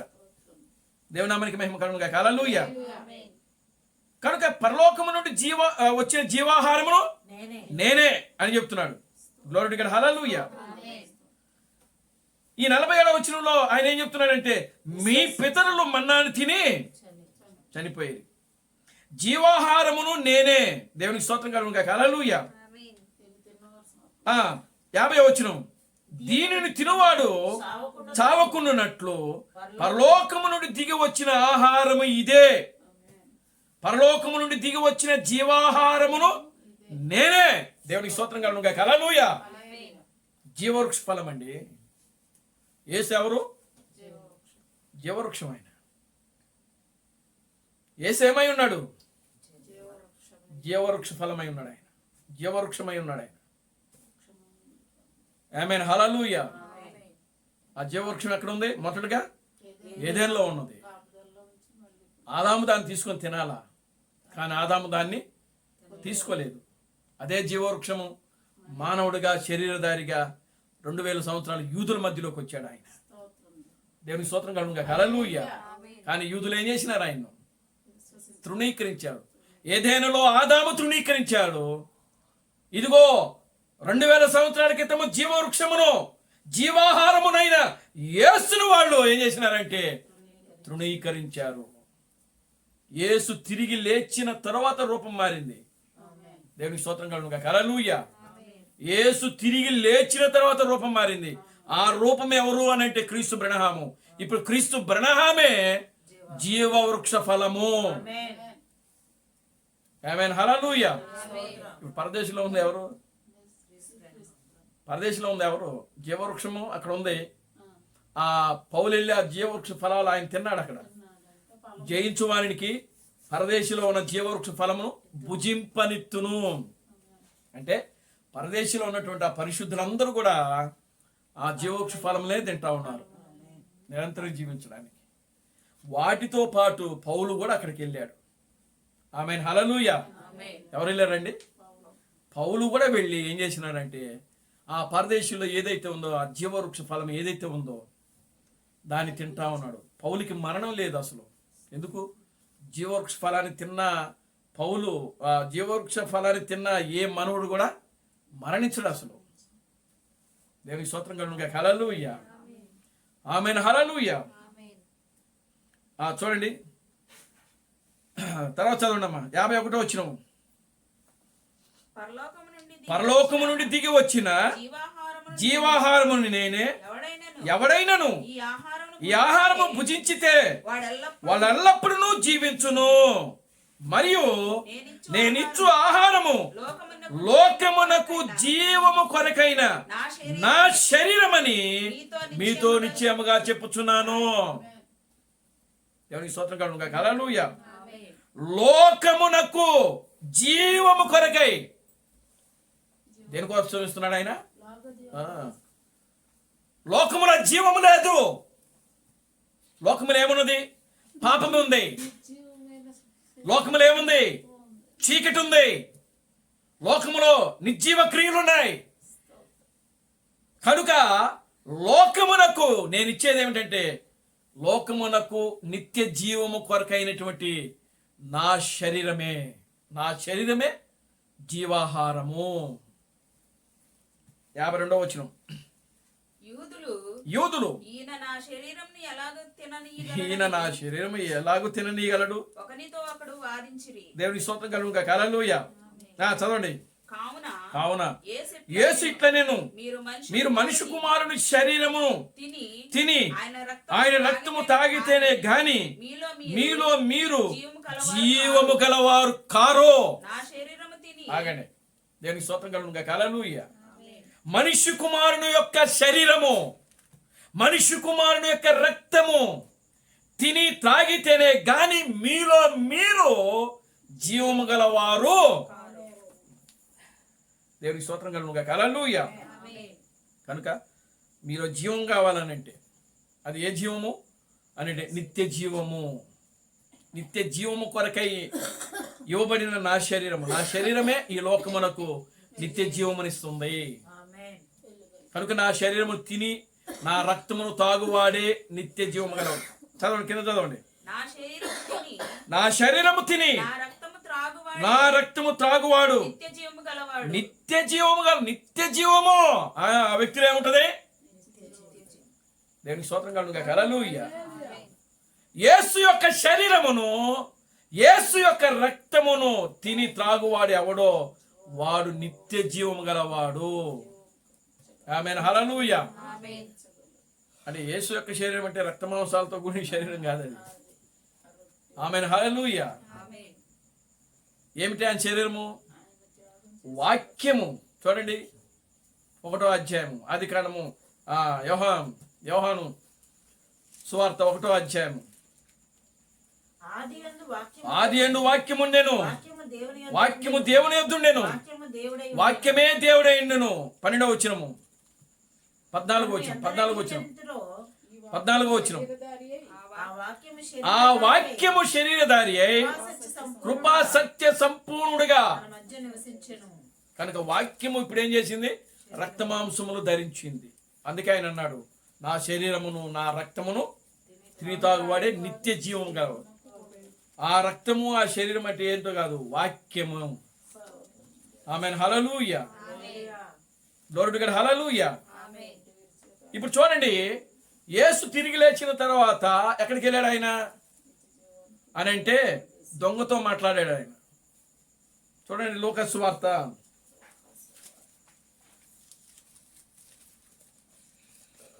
23వ అధ్యాయం 43వ వచనం. లూకా సువార్త 23వ అధ్యాయము 43వ వచనం. అందుకు ఆయన వానితో, నేడు నీవు నాతో కూడా పరదేశులో ఉందువని నిశ్చయముగా నీతో చెప్పుచున్నాను. యేసు ఎక్కడికి వెళ్ళాడు? పౌలు ఎక్కడికి వెళ్ళాడు? ఎందుకు పౌలు పరదేశంలోకి వెళ్ళాడు అని అంటే, యేసు అక్కడ ఉన్నాడు. ఎలా ఉన్నాడంటే జీవవృక్షంగా ఉన్నాడు, జీవాహారముగా. అక్కడ ఏముంది? ప్రకటన గ్రంథంలో 2వ అధ్యాయం 7వ వచనము, జీవవృక్ష ఫలము భుజింపనిత్తును. అంటే ఆయన అక్కడ ఎలా ఉన్నాడు అంటే జీవవృక్షంలాగా ఉన్నాడు. దేవుని స్తోత్రం కలుగును గాక, హల్లెలూయా. జీవవృక్షం అంటే ఏదో కాదు, వాక్యమే జీవవృక్షం. ఆమేన్, హల్లెలూయా. వాక్యమే జీవవృక్షము. ఆ వాక్యాన్ని పౌలు అక్కడ ఏం చేశాడు? తిన్నాడు. ఆమేన్, హల్లెలూయా. యోహానుకి కదా, అదిగో ఈ చిన్న పుస్తకమును తీసుకొని తినువేము అని యోహానికి చెప్పాడు ఆయన. అలాగనే పౌలు పరదేశికి వెళ్ళాడు. 6వ పరిమాణములోకి వెళ్ళి పౌలు వాక్యాన్ని భుజించాడు. ఆయన వాక్యాన్ని తిన్నాడు. ఆయన దేవునికి స్తోత్రం కలుగును గాక, హల్లెలూయా. ఏం చేసినాడండి? వాక్యాన్ని తిన్నాడు, వాక్యాన్ని భుజించాడు. ఆ జీవవృక్ష ఫలము తిన్నాడు. అందుకే ఆయన అంటున్నాడు, ఆ యొక్క ఎఫెసీ కాలంలో, ఆ మొదటి సంఘ కాలంలో ఆయన అంటున్నాడు, జయించు వానికి పరదేశిలో ఉన్న జీవవృక్ష ఫలమును భుజింపనిత్తును. ఆ జీవవృక్ష ఫలం తిన్నాడు, ఇక వాడి మరణమే లేదు. ఎందుకని? అది నిత్య జీవము, అది నిత్య జీవం. అది మరి పౌలు మరణించాడు. అందుకే పౌలు ఏం చెప్పాడో తెలుసా? నాకు మరణం లేదని చెప్పాడు ఆయన. పౌలు ఏం చెప్పాడు? నాకు మరణం లేదని చెప్పాడు పౌలు. ఏమన్నాడో తెలుసా ఆయన? మనమందరము నిద్రించము గాని. ఎఫెసీయులకు రాసిన దశలోనికి రాసిన పత్రిక, మొదటి దశలోనికి రాసిన పత్రిక 4వ అధ్యాయము 16వ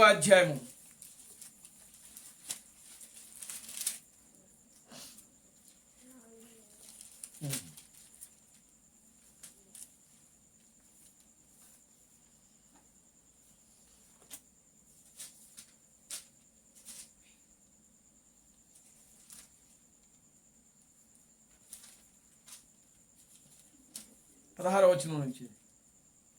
ఆర్భాటముతోను ప్రధాన దూత శబ్దంతోను దేవుని బోరతోను పరలోకము నుండి ప్రభువు దిగివచ్చును. క్రీస్తునందుండి మృతులైన వారు మొదట లేతురు. ఆ మీదట సజీవులమై నిలిచియుండు మనము వారితో కూడా ఏకముగా ప్రభువుని ఎదుర్కొనుటకు ఆకాశ మండలమునకు మేఘముల మీద కొనుకోబడుదుము. కాగా మనము సదాకాలము ప్రభువుతో కూడా ఉందుము. దేవునికి స్తోత్రం కలుగును గాక, హల్లెలూయా. 15వ వచనం కూడా చదవండి. మేము ప్రభువు మాటను బట్టి మీతో చెప్పినదేమనగా ప్రభువు రాకడ వరకు సజీవులమై నిలిచియుండు మనము నిద్రించిన వారి కంటే ముందుగా ఆయన సన్నిధికి చేరము. ఆర్భాటముతోను ప్రధాన దూత శబ్దముతోను దేవుని బోరతోను పరలోకము నుండి ప్రభు దిగివచ్చును. దేవునికి స్తోత్రం కలుగును గాక, హల్లెలూయా.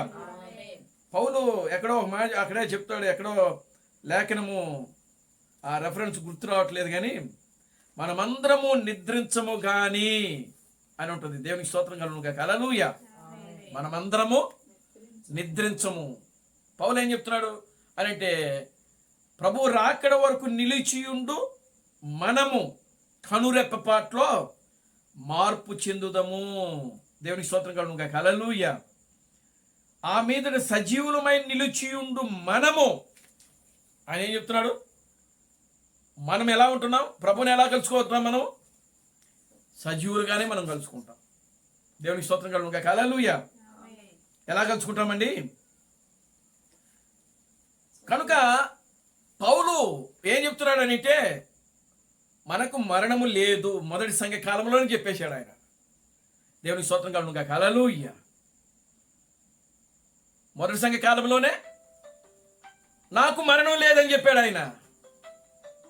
మనమందరము నిద్రించము కానీ కనురెప్పపాట్లోనే మనం మార్పు చెందుతాము అని చెప్తున్నాడు ఆయన. దేవునికి స్తోత్రం కలుగును గాక. హల్లెలూయా. Glory to God. హల్లెలూయా.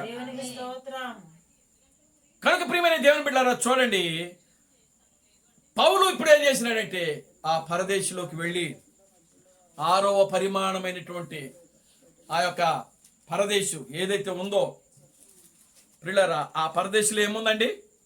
పరిశుద్ధులు ఉన్నారు. పరదేశంలో ఎవరున్నారు? పరిశుద్ధులు ఉన్నారు. పరదేశంలో ఏముంది? జీవవృక్ష ఫలం ఉంది. దేవునికి స్తోత్రం కలుగును గాక. హల్లెలూయా. పరదేశంలో ఏముంది? జీవవృక్ష ఫలం ఉన్నది. దేవుని నామానికి మహిమ కలుగును గాక. హల్లెలూయా. జయించువాడు ఆ జీవవృక్ష ఫలమును భుజింపనిత్తును.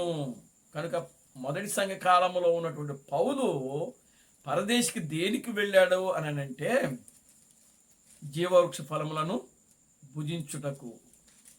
జీవవృక్ష ఫలం అంటే ఏదో కాదు, కానీ అది దేవుని యొక్క వాక్యము. దేవుని నామానికి మహిమ కలుగును గాక. హల్లెలూయా. కనుక ఇప్పుడు చూడండి, అదే జీవవృక్ష ఫలము ఇప్పుడు మనం కూడా తింటా ఉన్నాం. అంటే ఇప్పుడు మనం ఎక్కడున్నాం? ఇప్పుడు పరదేశే భూమి మీదకి వచ్చేసింది. ఇప్పుడు దేవునికి స్తోత్రం కలుగును గాక. హల్లెలూయా. క్రీస్తు చెప్తున్నాడు ఆయన. ఆయన ఏం చెప్తున్నాడు అని అంటే, ఇప్పుడు పరలోకమే భూమి మీదకి వచ్చేసింది. పరలోకము భూలోకము ఏమైపోయినాయి? ఏకమైపోయినాయి. కనుక ఇప్పుడు మనము ఎక్కడున్నాము అని అంటే, పరదేశంలోనే ఉన్నాము. ఆమేన్. హల్లెలూయా. ఎక్కడున్నామండి? పరదేశంలో ఉన్నాం. పరదేశంలో ఉండి మనం ఏం చేస్తున్నాము? జీవవృక్ష ఫలాన్ని భుజింపజేస్తా ఉన్నాం, భుజిస్తున్నాం. మనం తినే ఈ ఆహారము, ఈ వాక్యము, ఏ వాక్యం ఇది? జీవవృక్ష ఫలం ఇది, జీవాహారం ఇది, నిత్య జీవము కొరకే ఇవ్వబడినటువంటి ఆహారం ఇది. పౌలు ఏ వాక్యం అయితే విన్నాడో, ఆయన ఏ వాక్యం అయితే భుజించాడో ప్రియులరా, అదే వాక్యమును ఈరోజు మనము కూడా భుజిస్తున్నాము. పౌలు తిన్నది ప్రియులరా యేసు క్రీస్తుని గురించి కాదది. ఆయన తిన్న ఆహారము ఈ కాలానికి సంబంధించిన ఆహారమే ఆయన భుజించాడు అక్కడ. దేవుని నామానికి మహిమ కలుగును గాక. హల్లెలూయా. కనుకనే ఆయన చెప్పగానే చెప్పాడు, ఇదిగో మీరు దేవుని కుమారులు. దేవుని నామానికి మహిమ కలుగును గాక. హల్లెలూయా. మీరు క్రీస్తులు, మీరు ఈ లోకానికి క్రీస్తులు, దేవుళ్ళుగా ఉన్నారు. పౌలే చెప్పాడండి. దేవునికి స్తోత్రం కలుగును గాక. హల్లెలూయా. ఎక్కడో మొదటి కాలంలో, సంఘ కాలంలో ఉన్న పౌలు మీరు ఈ లోకానికి క్రీస్తులు, దేవుడు అని బోధించినాడు ఆయన. ఆమేన్. హల్లెలూయా. ఏమండి, మరి మీరు క్రీస్తులుగా ఉన్నప్పుడు ఆ చెప్పే మాటలు చెప్పేవాడు ఏమై ఉండాలి? క్రీస్తు అయి ఉండాలి. అందుకే మొదటి సంఘ కాలంలో వచ్చిన పౌలు ఆయన ఎవరో కాదు కానీ పరిపూర్ణంగా క్రీస్తు ఆయన. ఆమేన్. హల్లెలూయా. Glory to God. హల్లెలూయా. అందుకని ఆయన చూడండి, నేను క్రీస్తును పోలి నడుచుకుని ఈరోజు అసలు ఈ సందేశం ఇప్పుడు మనం వింటున్నాం. ఏమండి, ఈ సందేశంలో అనేక మంది ఉన్నారు. మరి ఈ మాటలు నేను చెప్పగలుగుతున్నాడా? నేను క్రీస్తుని పోలి నడుచుకుంటున్నాను, మీరు నన్ను పోలి నడుచుకోండి అని ఎవరైనా చెప్తున్నారా? చెప్పలేకపోతున్నారు. ఎందుకు? క్రీస్తు యేసుకు కలిగిన ఈ మనసు మీరు కూడా జీవించుచున్నది నేను కాదు, నాలో జీవించుచున్నవాడు క్రీస్తే. ఎవడు చెప్తాడండి ఈ మాటలో? క్రీస్తే క్రీస్తుని గురించి సాక్ష్యం ఇస్తున్నాడు ఇక్కడ. ఆమేన్, హల్లెలూయా. క్రీస్తే క్రీస్తుని గురించి సాక్ష్యం ఇస్తున్నాడు ఇక్కడ పౌలు. కనుక పరదేశు ఆరవ పరిమాణము, ఏడవ పరిమాణము రెండు కలిసే ఉంటాయి. దేవుని స్తోత్రం కలుగునుగాక. హల్లెలూయా. ఆరవ పరిమాణము, ఏడవ పరిమాణము రెండు కలిసే ఉంటాయి. కనుక ప్రియమైన దేవుని బిడ్డలారా, ఆరవ పరిమాణము పరదేశు. పరదేశులు ఎవరున్నారంటే పరిశుద్ధులు ఉన్నారు. ఆ పరిశుద్ధులు వాళ్ళు అక్కడ నుండి ఏం చేస్తున్నారంటే జీవవృక్ష ఫలమును భుజిస్తున్నారు. వాళ్ళే కాదు కానీ సజీవులుగా ఉన్న మనము కూడా, ఇప్పుడు శరీరధారిగా ఉన్న మనం కూడా, దేవునికి స్తోత్రం కలుగునుగాక. హల్లెలూయా. పౌలు అక్కడ ఆ మాట చెప్పేటప్పుడు ఆయన ఏమంటున్నాడంటే, నేను శరీరముతో వెళ్ళానో లేకపోతే శరీరము లేక వెళ్ళానో నేను ఎరగను అని చెప్తున్నాడు. కానీ క్రీస్తు బ్రహ్మాం కూడా చెప్పాడు అదే మాట. ఆయన కూడా ఎక్కడికి వెళ్ళాడు? పరదేశికి వెళ్ళాడు. ఆయన కూడా పరదేశిలోకి వెళ్ళి ఆ ఆదాము మొదలుకొని కొత్త నిబంధన భక్తులందరినీ, ఆయన వర్తమానం ద్వారా రక్షించబడిన వారందరినీ కలుసుకున్నాడు ఆయన. దేవునికి స్తోత్రం కలుగునుగాక. హల్లెలూయా. 90 సంవత్సరములు వయసు కలిగినటువంటి ఒక వృద్ధురాలు 20 సంవత్సరాల అమ్మాయిలాగా వచ్చి సహోదరుడు బ్రహ్మాం అని పలకరించింది ఆయన. దేవునికి స్తోత్రం కలుగునుగాక. హల్లెలూయా. నీవెవరివి అని అంటే, నేను పలానా, ఇదిగో నీ వర్తమానం ద్వారా నేను రక్షించబడ్డాను, యేసుక్రీస్తు నామములో బాప్తిజం పొందాను అని చెప్పినప్పుడు ఆయన సంతోషించాడు. అక్కడున్న స్త్రీలందరినీ, ఆయన వర్తమానం ద్వారా వినినటువంటి రక్షింపబడినటువంటి స్త్రీలు పురుషులు అందరూ కూడా, ఒక 20 సంవత్సరముల వయసు కలిగిన వాళ్ళందరూ అక్కడ వచ్చారు. దేవునికి స్తోత్రం కలుగునుగాక. హల్లెలూయా. ఆయన భార్య ఒక 20 సంవత్సరాలు వయసు కలిగిన స్త్రీలాగా వచ్చి ఆయన దగ్గరకు వచ్చింది. Glory to God. హల్లెలూయా. అక్కడ ఆయన ఏమని పిలుస్తుంది? ఆయన భార్య సహోదరుడా బ్రహ్మాం అని పిలిచింది. ఆమెను. హల్లెలూయా. ఆయనను హత్తుకుంది, ఆవిడ కౌగిలించుకుంది, హగ్ చేసుకుంది. కానీ అలా హగ్ చేసుకున్నప్పుడు నిజంగా పురుషుడు శారీరకంగా ఆ రక్త కణాలు ఉంటే ఏం కలుగుద్ది? అక్కడ స్పర్శ కలుగుద్ది, స్పర్శ వస్తుంది పురుషుడికి స్త్రీకి. కానీ క్రీస్తు బ్రహ్మాం చెప్తున్నాడు అక్కడ ఆ కణాలే లేవు. యేసుక్రీస్తు కూడా అదే చెప్పినాడు ఆయన. ఆమేన్, హల్లెలూయా. పరలోకములో పరదేశిలో పెళ్లికి ఇవ్వడము, పెళ్లిళ్ళు చేసుకోవడము ఉండదు. వాళ్ళు దేవదూతల వలె ఉంటారు. వాళ్ళు పెళ్లికి ఇవ్వబడరు, పెళ్లి చేసుకోరు. దేవునికి స్తోత్రం కలుగునుగాక. హల్లెలూయా. కనుక ప్రియులారా, ఒక దేవదూతల్లాగా మనం అక్కడ ఉంటాం. పురుషుడు రూపంలోనే ఉంటాడు, స్త్రీ రూపంలోనే. నా సేవ యొక్క ప్రస్తుత దశ అనే సందేశంలో క్రీస్తు బ్రహ్మాం చెప్తున్నాడు, పురుషుల్లాగానే ఉంటాడంట, స్త్రీలాగానే ఉంటుంది. కానీ వారిలో ఆ రక్త కణాలు సంబంధించినటువంటి జీన్స్ ఏవైతే ఉంటాయో అవి ఉండవు అని చెప్పాడు. దేవునామానికి మహిమ కలుగునుగాక. హల్లెలూయా. కనుక పరదేశ్ అనేది ఒకటి ఉన్నది.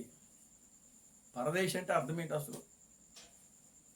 పరదేశ్ అని అంటే ఇప్పుడు ప్రజెంట్ మనం ఉన్న ఈ దేశం కాకుండా, ఈ భూమి కాకుండా ఇంకొక భూమి ఉన్నది, ఇంకొక దేశం ఉన్నది. దానినే పరదేశము. దేవునికి స్తోత్రం కలుగునుగాక. హల్లెలూయా. పరదైసు దేవుని నామానికి మహిమ కలుగునుగాక. హల్లెలూయా. పరదేశ్. ఆమేన్, హల్లెలూయా. ఆరో పరిమాణంలో ఏముంది? పరదేశం ఉన్నది. ఆ పరదేశంలో ఎవరున్నారు? పరిశుద్ధులు ఉన్నారు. ఆ పరదేశంలో ఏమున్నది? జీవవృక్షం ఉన్నది.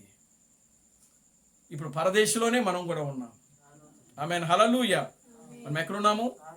ఆరో పరిమాణములో క్రీస్తుతో, అంటే క్రీస్తు ఆరో పరిమాణము ఏడో పరిమాణాన్ని విడదీయడానికి కుదరదు. ఆమేన్, హల్లెలూయా. ఏమండి? ఆరో పరిమాణాన్ని ఏడవ పరిమాణాన్ని విడదీయడము కుదరదు. ఎందుకనంటే ఏడవ పరిమాణంలో ఎవరున్నారంటే క్రీస్తున్నాడు. ఆయన మనకు శిరస్సుగా ఉన్నాడు పైన. క్రీస్తే సంగమునకు శిరస్సై ఉన్నాడు. గనుక ప్రియమైన దేవుని బిడ్డలారా, పరదేశు 6వ పరిమాణం. ఇప్పుడు మనం ఎక్కడ ఉన్నాం? భూమి మీదనే ఉన్నాం. అదే సమయంలో ఎక్కడ ఉన్నాం? పరదేశంలో ఉన్నాం, 6వ పరిమాణంలో. ఇటు భూమి మీద కూడా ఉన్నాం. మీరు భూమి మీదనే ఉన్నాం కదా అని మీరు లోక వాళ్ళు అంటారు. మేము భూమి మీద ఉంటాము, అదే సమయంలో ఎక్కడ ఉంటాము? దేవునికి అది సాధ్యము. ఒకే సమయంలో ఆయన భూమి మీద ఉండగలడు, అదే సమయంలో పరలోకంలో కూడా ఉండగలడు. అది ఆయన స్థితి. దేవునికి స్తోత్రం కలుగును గాక. హల్లెలూయా. పరిమాణం అంటేనే ఒక స్థితి నుండి మరొక స్థితిలోనికి వెళ్ళుట. ఆమేన్. హల్లెలూయా. కనుక ప్రియమైన దేవుని బిడ్డలారా, 6వ పరిమాణము పరదేశు. ఆ పరదేశులో పరిశుద్ధులు ఉన్నారు. ఆ పరదేశులో జీవవృక్షం ఉంది. మనం కూడా ఇప్పుడు పరదేశంలో ఉన్నాం. మనము కూడా ఇప్పుడు ఆ జీవవృక్ష ఫలము తింటున్నాము. మనకు మరణము లేదు. కనుక ప్రియమైన దేవుని బిడ్డలారా, వాక్యాన్ని జాగ్రత్తగా వినండి, పరిశీలించండి. వాక్యానుసారంగా జీవించడానికి ప్రయత్నం చేయండి. దేవునికి స్తోత్రం కలుగును గాక. హల్లెలూయా. ఎన్ని పరిమాణాలు ఉన్నాయి? 7 పరిమాణాలు. 7 పరిమాణాల్లో ప్రియులారా, 3 పరిమాణాల్లో మనము జీవిస్తూ ఉన్నాము. వెలుగు, పదార్థము, కాలము. దేవునికి స్తోత్రం కలుగును గాక. హల్లెలూయా. ఈ 3 భూమి మీదనే ఉంటాయి. దేవునామానికి మహిమ కలుగును గాక. హల్లెలూయా. చూడండి, 4వది సైన్స్. మానవుడికి సైన్స్కి సంబంధం ఉన్నది. దేవునామానికి మహిమ కలుగును గాక. హల్లెలూయా. టెక్నాలజీ. కనుక మానవుడి ద్వారానే సైన్స్ వచ్చింది. సైన్స్ ద్వారా మానవుడు రాలేదు. సైన్స్ ద్వారా మానవుడు రాలా. దేవునికి స్తోత్రం కలుగును గాక. హల్లెలూయా. ఆడెవడో అంటున్నాడు సైన్స్ ద్వారానే మానవుడు వచ్చాడని. దేవునికి స్తోత్రం కలుగును గాక. హల్లెలూయా. కనుక ఇదంతా కూడా ప్రియులారా, అదికి జ్ఞానం ఎక్కువైపోయి దైవ సంబంధమైనటువంటి జ్ఞానం కాకుండా దైవపు సంబంధమైనటువంటి జ్ఞానము ధరించి ఏమండి వాళ్ళు మాట్లాడతారు. దేవునికి స్తోత్రం కలుగును గాక. హల్లెలూయా.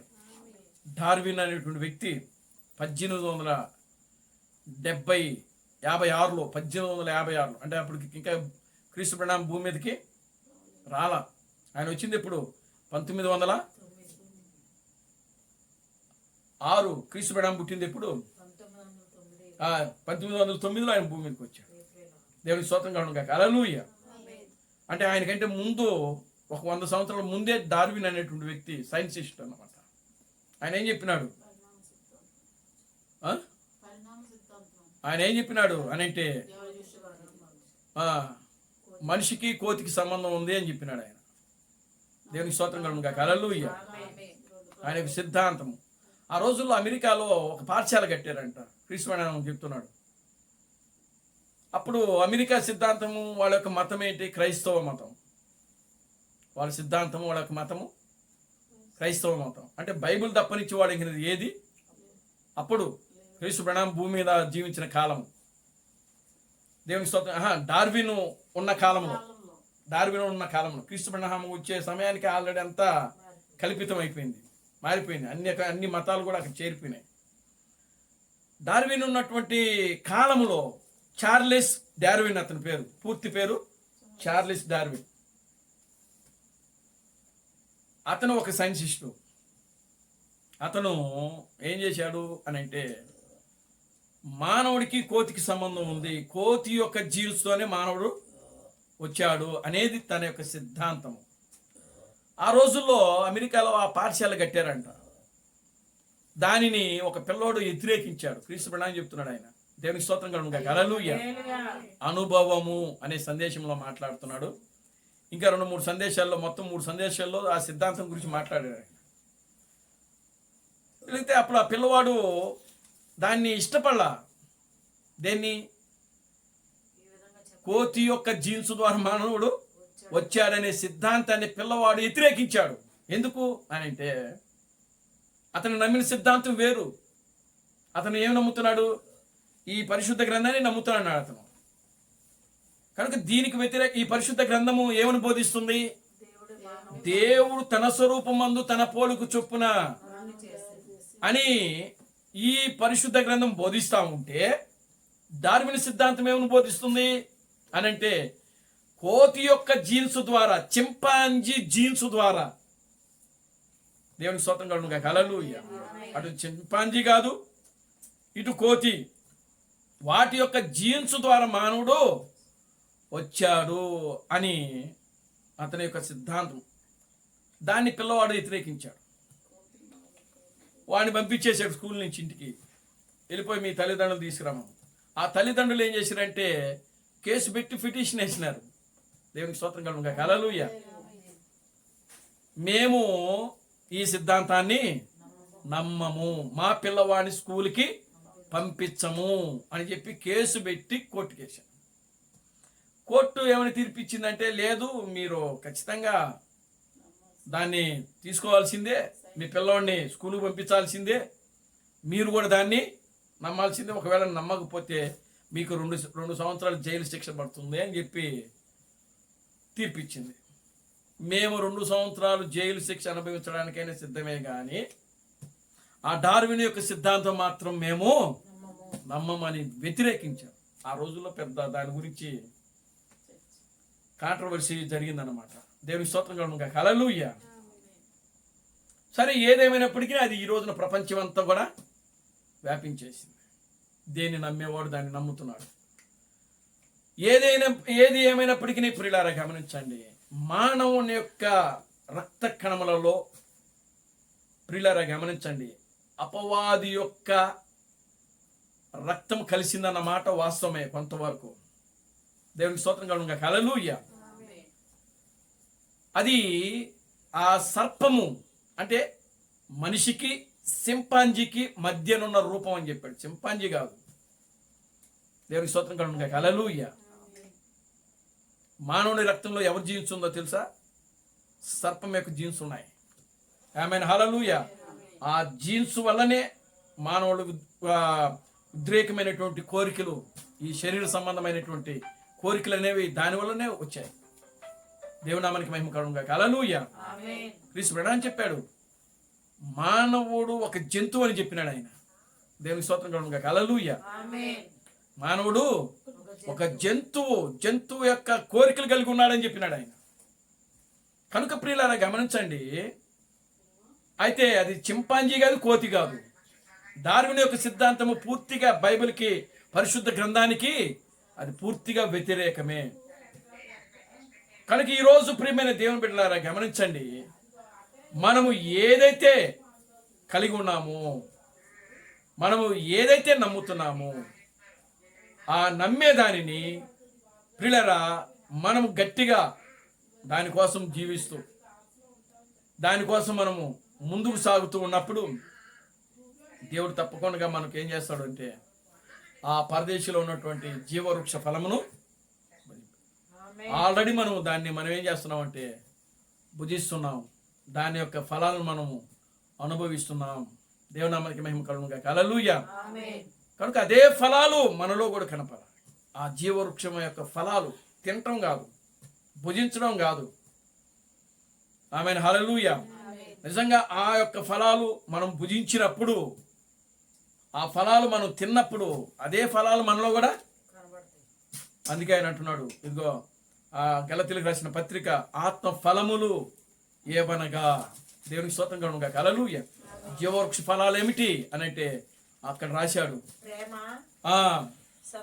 సంతోషము, సమాధానము, దీర్ఘశాంతము, దయాళత్వము, మంచితనము, విశ్వాసము, సాత్వికము, ఆశా నిగ్రహము. ఈ 9 ఫలాలు జీవవృక్ష ఫలాలు. ఆమేన్, హల్లెలూయా. కనుక జీవవృక్షం అనగా దేవుడు, దాని యొక్క ఫలాలు అనగా ఇవి.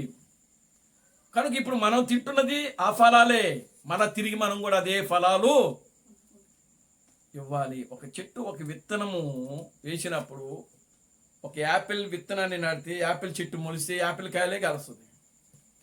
దానిమ్మ విత్తనం వేస్తే దానిమ్మ చెట్టు వస్తే దానిమ్మ కాయలే కాస్తుంది, ఇంక వేరే కాయలు.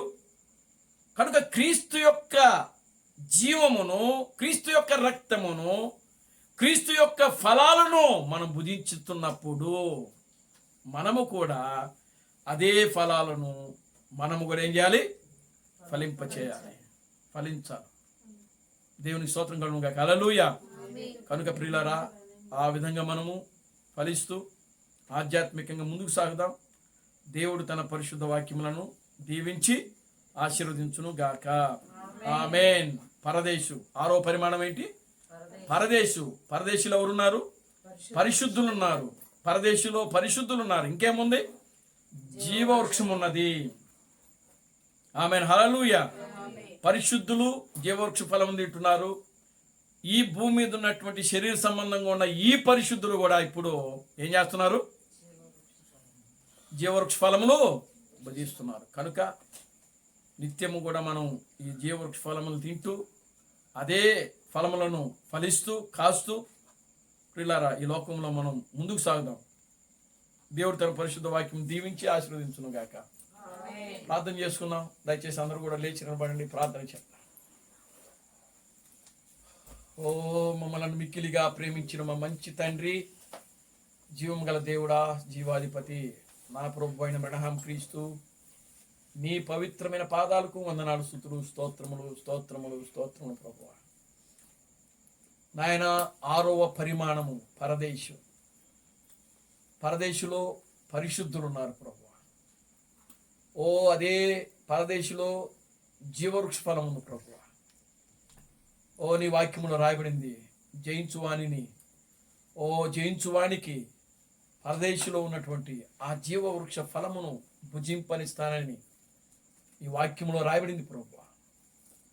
మొదటి సంఘ కాలంలో ఉన్నటువంటి పౌలు ప్రభువా ఆ పరదేశికి వెళ్ళి ఆ పరదేశంలో ఉన్నటువంటి జీవవృక్ష ఫలమును ఆయన భుజించాడు ప్రభువా. నిశ్చయముగా నేడు నాయన అదే నాయన జీవవృక్ష ఫలము ప్రభు అయిన క్రీస్తు బ్రహ్మము ద్వారా, క్రీస్తు థామసు ద్వారా తండ్రి మీరు మాకు అనుగ్రహించారు. అందును బట్టి మీకు వందనాలు, స్తుతులు, స్తోత్రము స్తోత్రము. నిశ్చయముగా నా తండ్రి, మేము ఎన్నడూ కూడా ప్రభువా నిన్ను విడిచి నీకు వేరుగా ఉండి మేము ఏమీ చేయలేం ప్రభువా.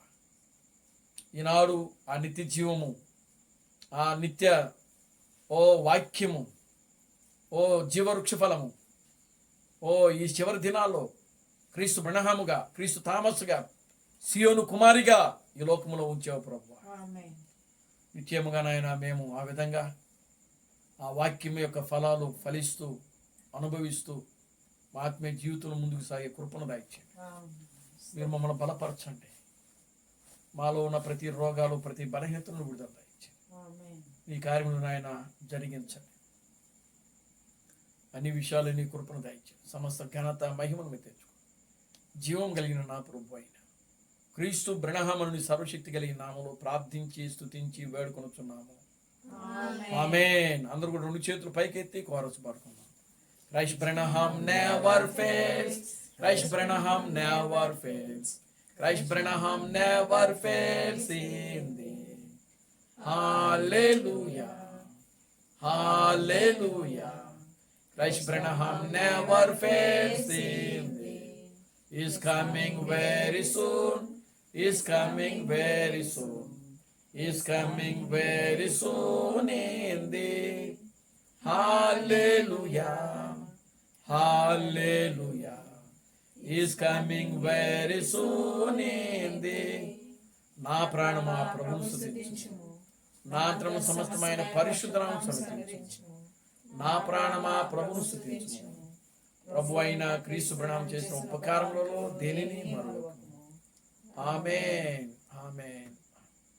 రాజులకు రాజుగా, ప్రభువులకు ప్రభువుగా, పెండ్లి కుమారుడుగా తెర మీద ప్రత్యక్షము కానున్న ప్రభు అయిన క్రీస్తు బ్రహ్మ యొక్క కృపా సమాధానము ఇక్కడ కూడిన ప్రతి బిడ్డకును ఈ లోకములో క్రీస్తు థామస్ను క్రీస్తుగా అంగీకరించి, క్రీస్తు బ్రహ్మే దేవుడు, క్రీస్తు బ్రహ్మే రాజులకు రాజు, క్రీస్తు బ్రహ్మే ప్రభువులకు ప్రభు అని నమ్మి విశ్వసించి ఆరాధిస్తున్న ప్రతి బిడ్డకును ఇప్పుడును సదాకాలము తోడైండి నడిపించును గాక.